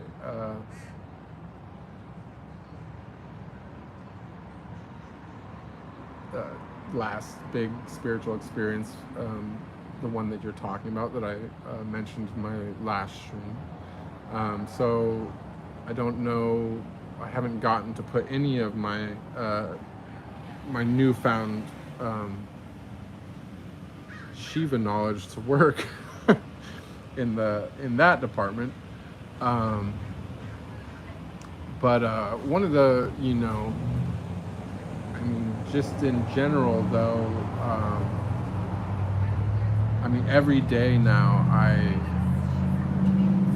I do yoga. And the interesting thing is like I didn't know anything about yoga really until that spiritual experience, and then now I have it's not like I'm saying that I know every pose on the planet, but I know everything that I need to straighten my own body.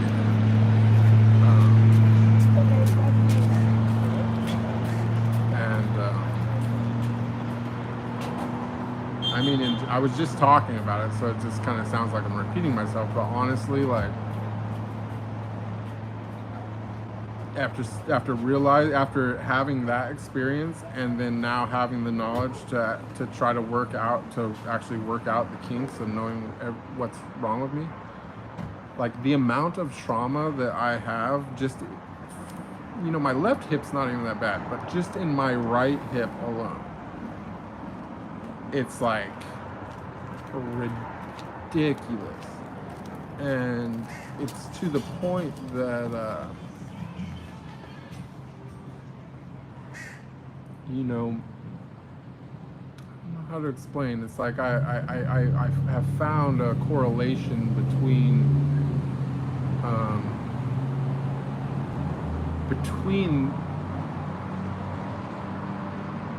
those movements. I don't know how to explain it because I don't really have the vocabulary to explain everything. It's just like kind of in my head or whatever.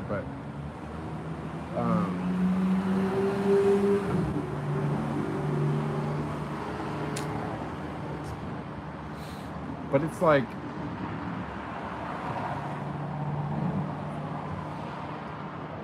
yeah, I don't really know how to explain.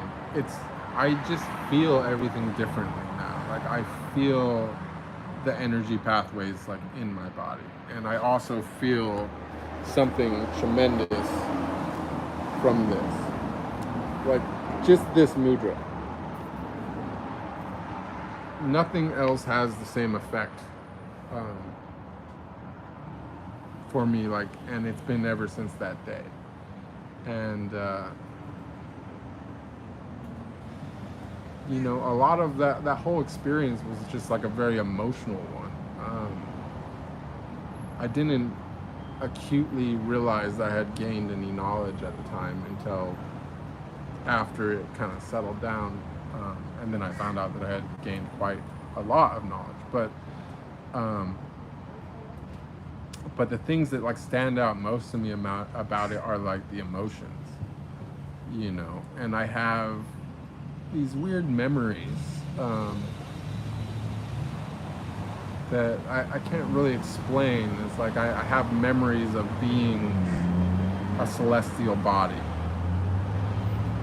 you know, and I have this whole like I remember this experience of something that was sexual in nature, but it was like I wasn't a human, you know what I mean? Like I was a galaxy merging with like another galaxy. And it's weird because it's so strange, because it's like kind of like what I would if I was to, I've never done DMT or ayahuasca or anything, but if I was going to imagine what it would be like to do DMT or ayahuasca,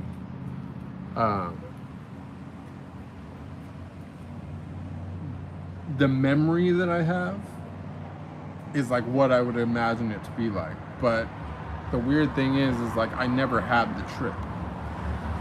It's like I just suddenly have the memory of it. I don't know how to explain it.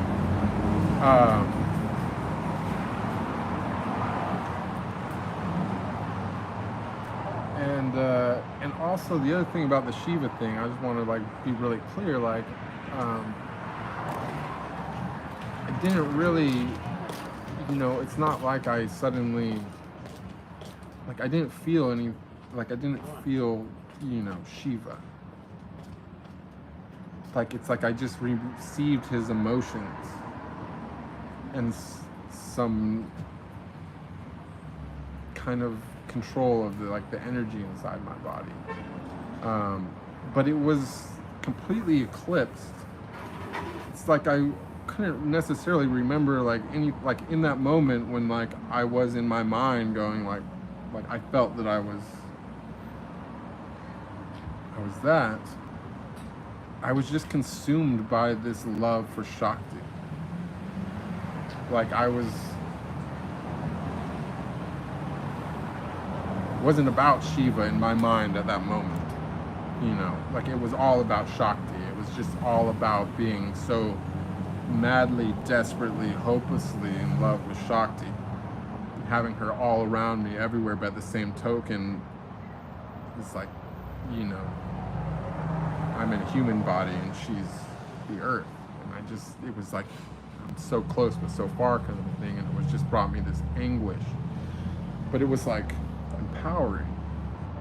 And you know, like I just felt that love so deeply, and I also felt some kind of rage inside of me, which is weird because none of my other experiences have been like that. They've all been very pleasant and good, except for, you know, I had that whole Manipura experience that was quite uncomfortable, but it didn't have any like negative emotions attached to it. Like this like brought up like every kind of emotion you could imagine from it, but they were like not necessarily like really bad, but like it was like, you know, yearning. And yeah, it was just a very strange experience. And but the weird thing is like at some point when like I realized that like I felt this rage inside of me, I also like felt guilt for that. And when I was able to like resolve that within myself and say, you know,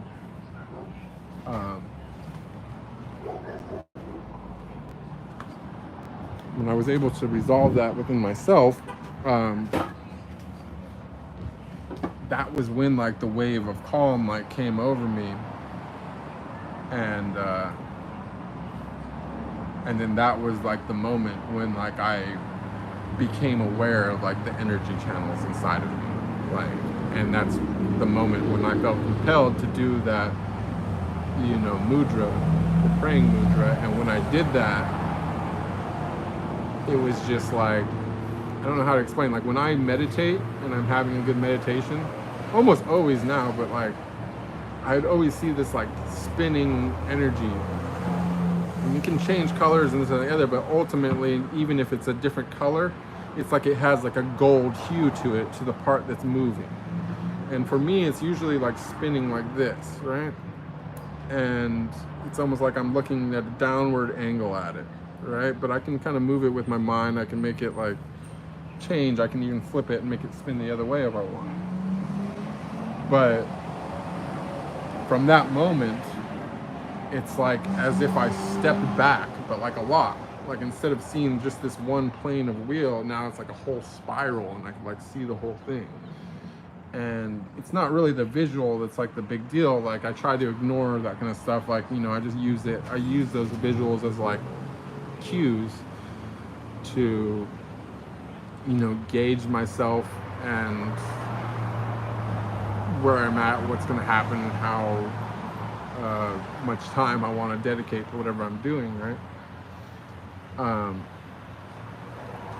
But it's like, since that moment, I don't know how to explain. It's like I can just ignite this fire inside myself. And I don't have to close my eyes to meditate anymore.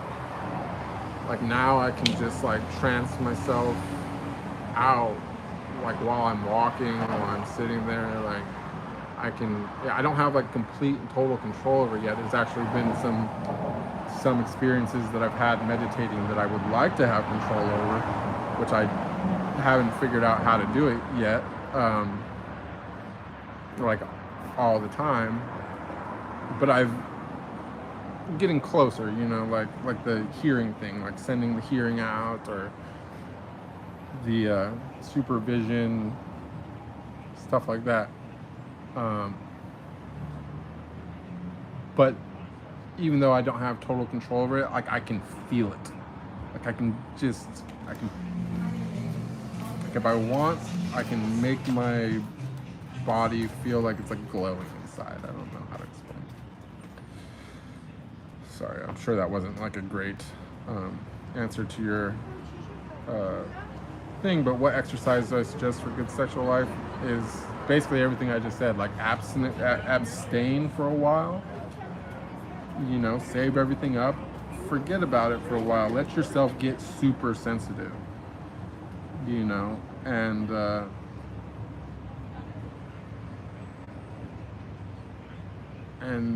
that's like my personal, you know, thing, and get those hips up. And that's, I don't know what else to say besides that. Ever had to face your demons where you were all alone, you have to face it and confront it, and what are the traumas that you had to face alone? Oh, I've definitely had to face my demons. I've had to do outright battle with my demons, but you know,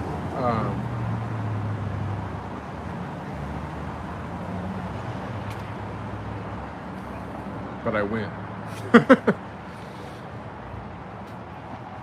What do I think about mixing Tantra and organic weed?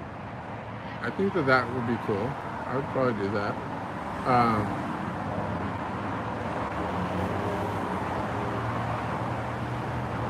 Yeah, okay. I think that sounds really actually interesting. What truly led me to the path of spirituality? What happened in my life that created a different mindset? Look, I've told this story a million times. It's on probably a bunch of different streams, but I'll tell it one more just for the sake of it. You know, I had gotten out of a relationship. I was going back into the industry. I secured 20 scenes for that coach thing. I was about 16 scenes in, and I was feeling really good about life. I was finally got away from this horrible relationship that I wanted to get away from for years. For years I wanted to get away from it, and I finally got away from it. And then I hadn't been having much, you know, I was just kind of turned off by women in general after that, and I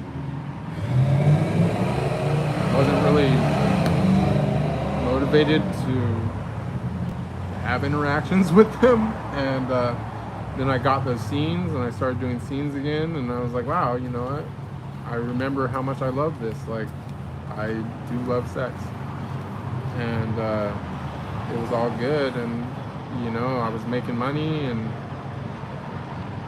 you know, everything was kind of working out. I was just at a high place, and you know, at some point I had started following Sadhguru because of that Save Soil movement, because I had a little farm and I was, you know, interested in that. And the first time I heard the Om, it just stuck with me. And so I was driving to Vegas, chanting the Om. I had zero intention. I didn't expect anything to happen. I didn't even know anything could happen like that. I was just kind of having fun with it. I was vibrating different spots in my face. I was trying different tones and this, that, and the other. And it's like, they call it enlightenment because the first level of enlightenment, there's an actual light. Like you literally, like I literally started glowing. Like light started coming off of me.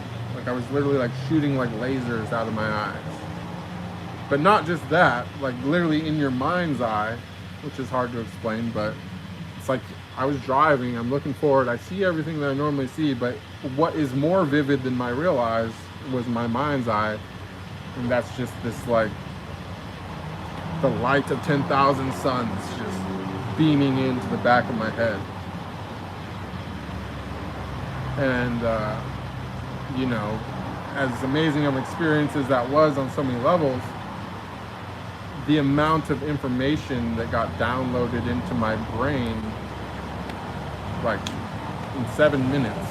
In 7 minutes, I learned more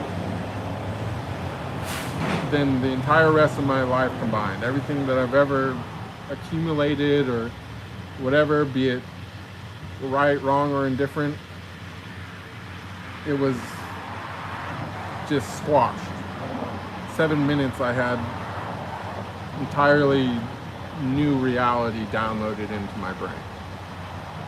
And, you know, that was just part of it, because the other part of it is through whatever means I found out that I was immortal at that moment. Not necessarily my physical body, but that my soul was immortal. And I found out that I was not going to have to reincarnate again on this planet. Not only that, but I found out that I would be going back to where I was before I started. And that just changed everything for me. Like when I realized like that this is just, it's just an experience. You know what I mean? But it's like, what is a life here compared to eternity? It's nothing. So, you know, realizing that you're not in a rush, you know, that you got all the time in the world. As a matter of fact, you got more time than what's in the world. Realizing that just kind of changed everything and put everything into perspective. And honestly, at that moment, at that time, like I thought that was the top. I thought that was enough, and that was enough for me. That was enough for me. I was so happy. I could have gone on the rest of my life and nothing else could have ever happened. I would have been perfect.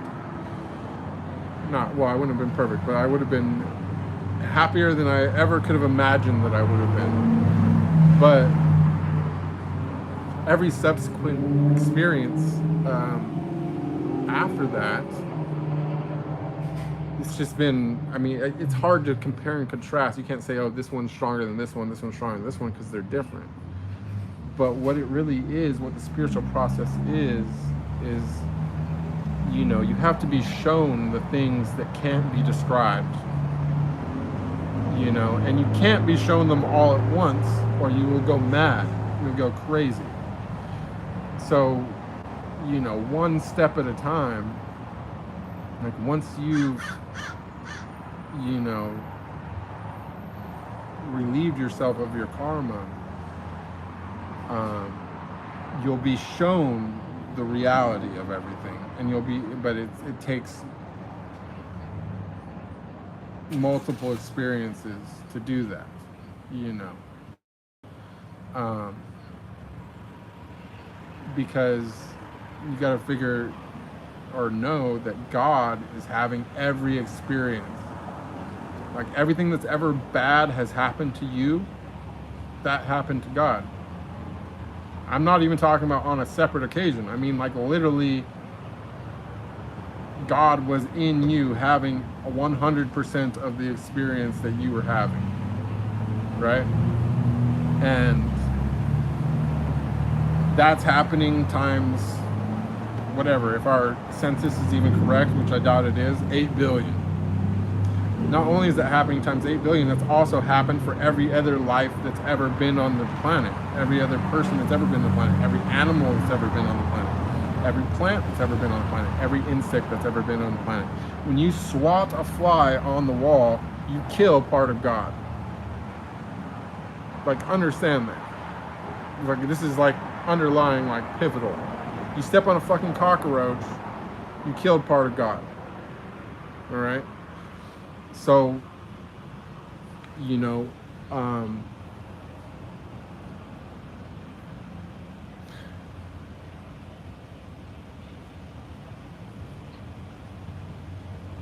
so, you know, to think that any one experience is going to make you understand that is total, it's fucking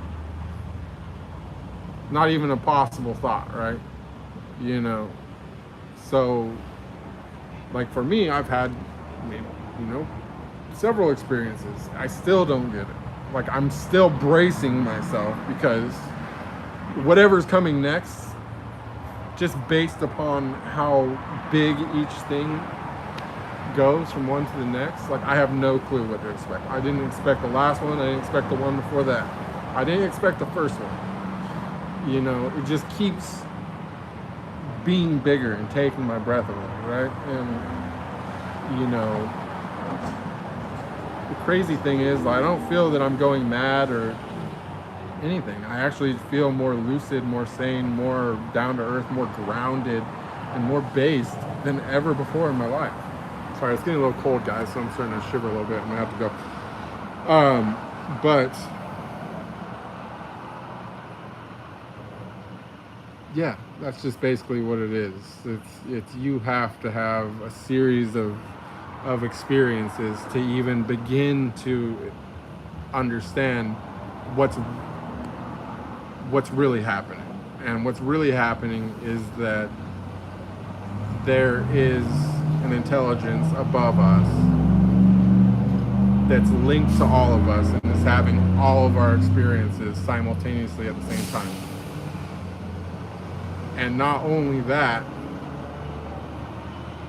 but that's happening who knows how many times simultaneously as well in other universes.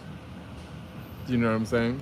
And then all of those universes are going up to another intelligence and is knowing everything of all the universes combined. Do you know what I'm saying? So it's like, you know, if you want to be really super involved in like worldly affairs and things like that, go ahead. There will be another life for you coming someday when maybe you'll get to this part. You know, but if you don't feel like waiting and you want to, you know now or know sooner than you would, even if that's next life or life after that, you can't get started soon enough, because ultimately nobody does it the first time around. Nobody does it the first 10 times around. Possibly maybe somebody does it 100 times around or 10 or 1,000 times around. Oh, I don't believe in reincarnation. I know. There's no question. Like, I'm telling you flat out right now, reincarnation is real. Like, it's not a belief, fact. Can't prove it to you, but I know 100% within myself, 100%, and I don't mind saying it. What's up, Joe? Welcome.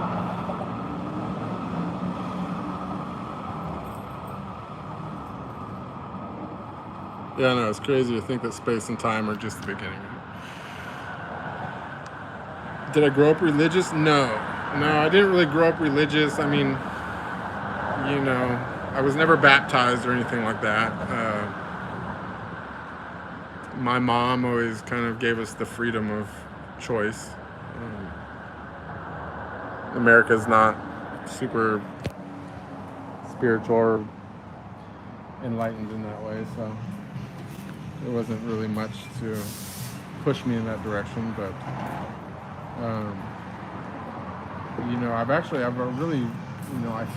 I fell really hard for the science thing. Like, I believed in science really strongly growing up. I didn't realize how much of a scam it was. I'm not saying that it's not real, but I'm saying is that science, it's like a religion. It's they show you enough to make you believe. You know what I'm saying? But you never get the full story. You never know everything. So you'll never actually know how it all works. And the reality of it is you don't need to know how it works. You just fill up space in your mind that should be connecting with God. And that's why science doesn't actually matter at all. Because whether or not it's real, we'll never know everything, and it's not really relevant. And there's a certain level to everything, which this is too advanced for most people. I can't really go there, but you know, at some point when you actually realize like the structure of everything, you realize like anything is possible. When I talk about God, who do I mean? Okay, so when I say God, I mean it in a very generic way. I use it as a word just to simplify things for other people, but like in my personal knowledge of what I know or believe is that there are many gods, and there is one that superseded them all, but there's also one that superseded the one that superseded them all, and the one that superseded them all is nameless. It has no name. So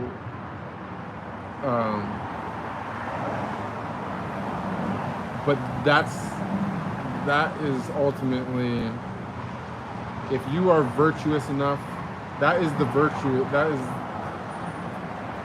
is the underlying, that is what creates the underlying law of virtue. And if you find yourself ever with enough virtue, anything becomes possible for you. Like literally anything. It sounds crazy, but I mean like there's no level, there's nothing that is impossible. Like you can,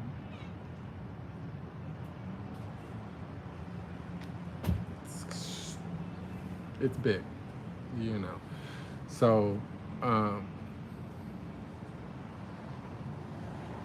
ultimately, like, you know, in my opinion, like there's a lot of things that they teach you in religion and all this stuff, and that has value.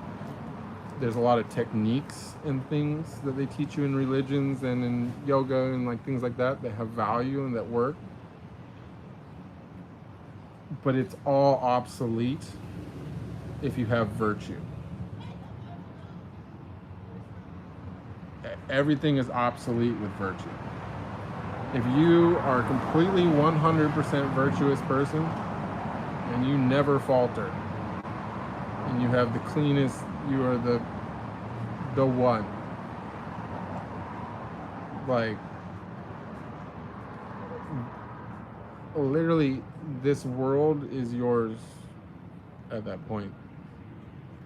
Do whatever you want with it. You know what I'm saying? Because you will have that much power. You have so much power you won't need $1. With so much power you won't even need to use your power. And it all boils down to virtue. Like that's the that is the underlying law of it all. You know.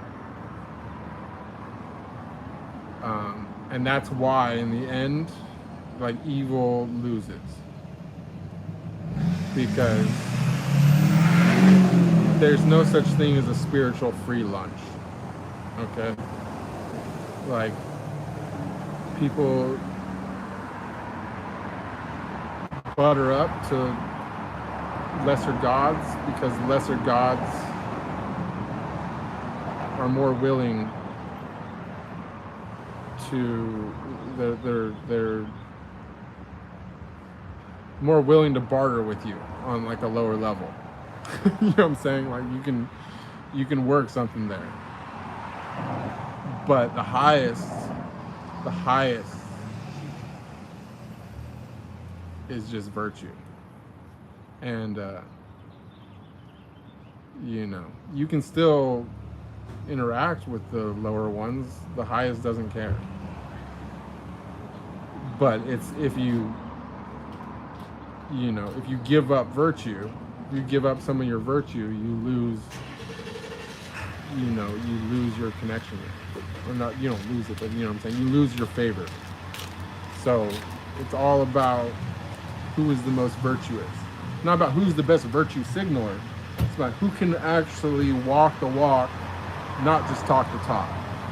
As a matter of fact, if there's a certain, you know, you got to ask yourself how much talking is actually okay or even right. Are you even, you know what I'm saying? This is a big part of the whole thing, is like you might not even want to talk anymore if you get to a certain level, because you don't even want to risk the possibility of accruing karma with something as simple as words.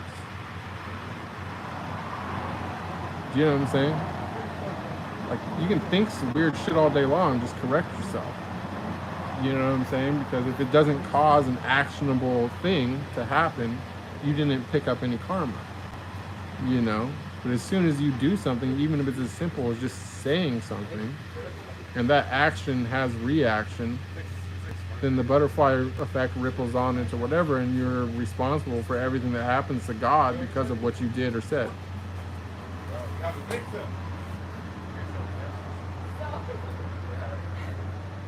So, you know, and that includes to yourself. I'm not just talking about other people. If, you know what I'm saying? If you say something to somebody stupid and they punch you in the face, God also got punched in the face. You know what I'm saying? So you have to look out for yourself as well. Because you're also part of that. You know what I'm saying? Like, your experience is also matter.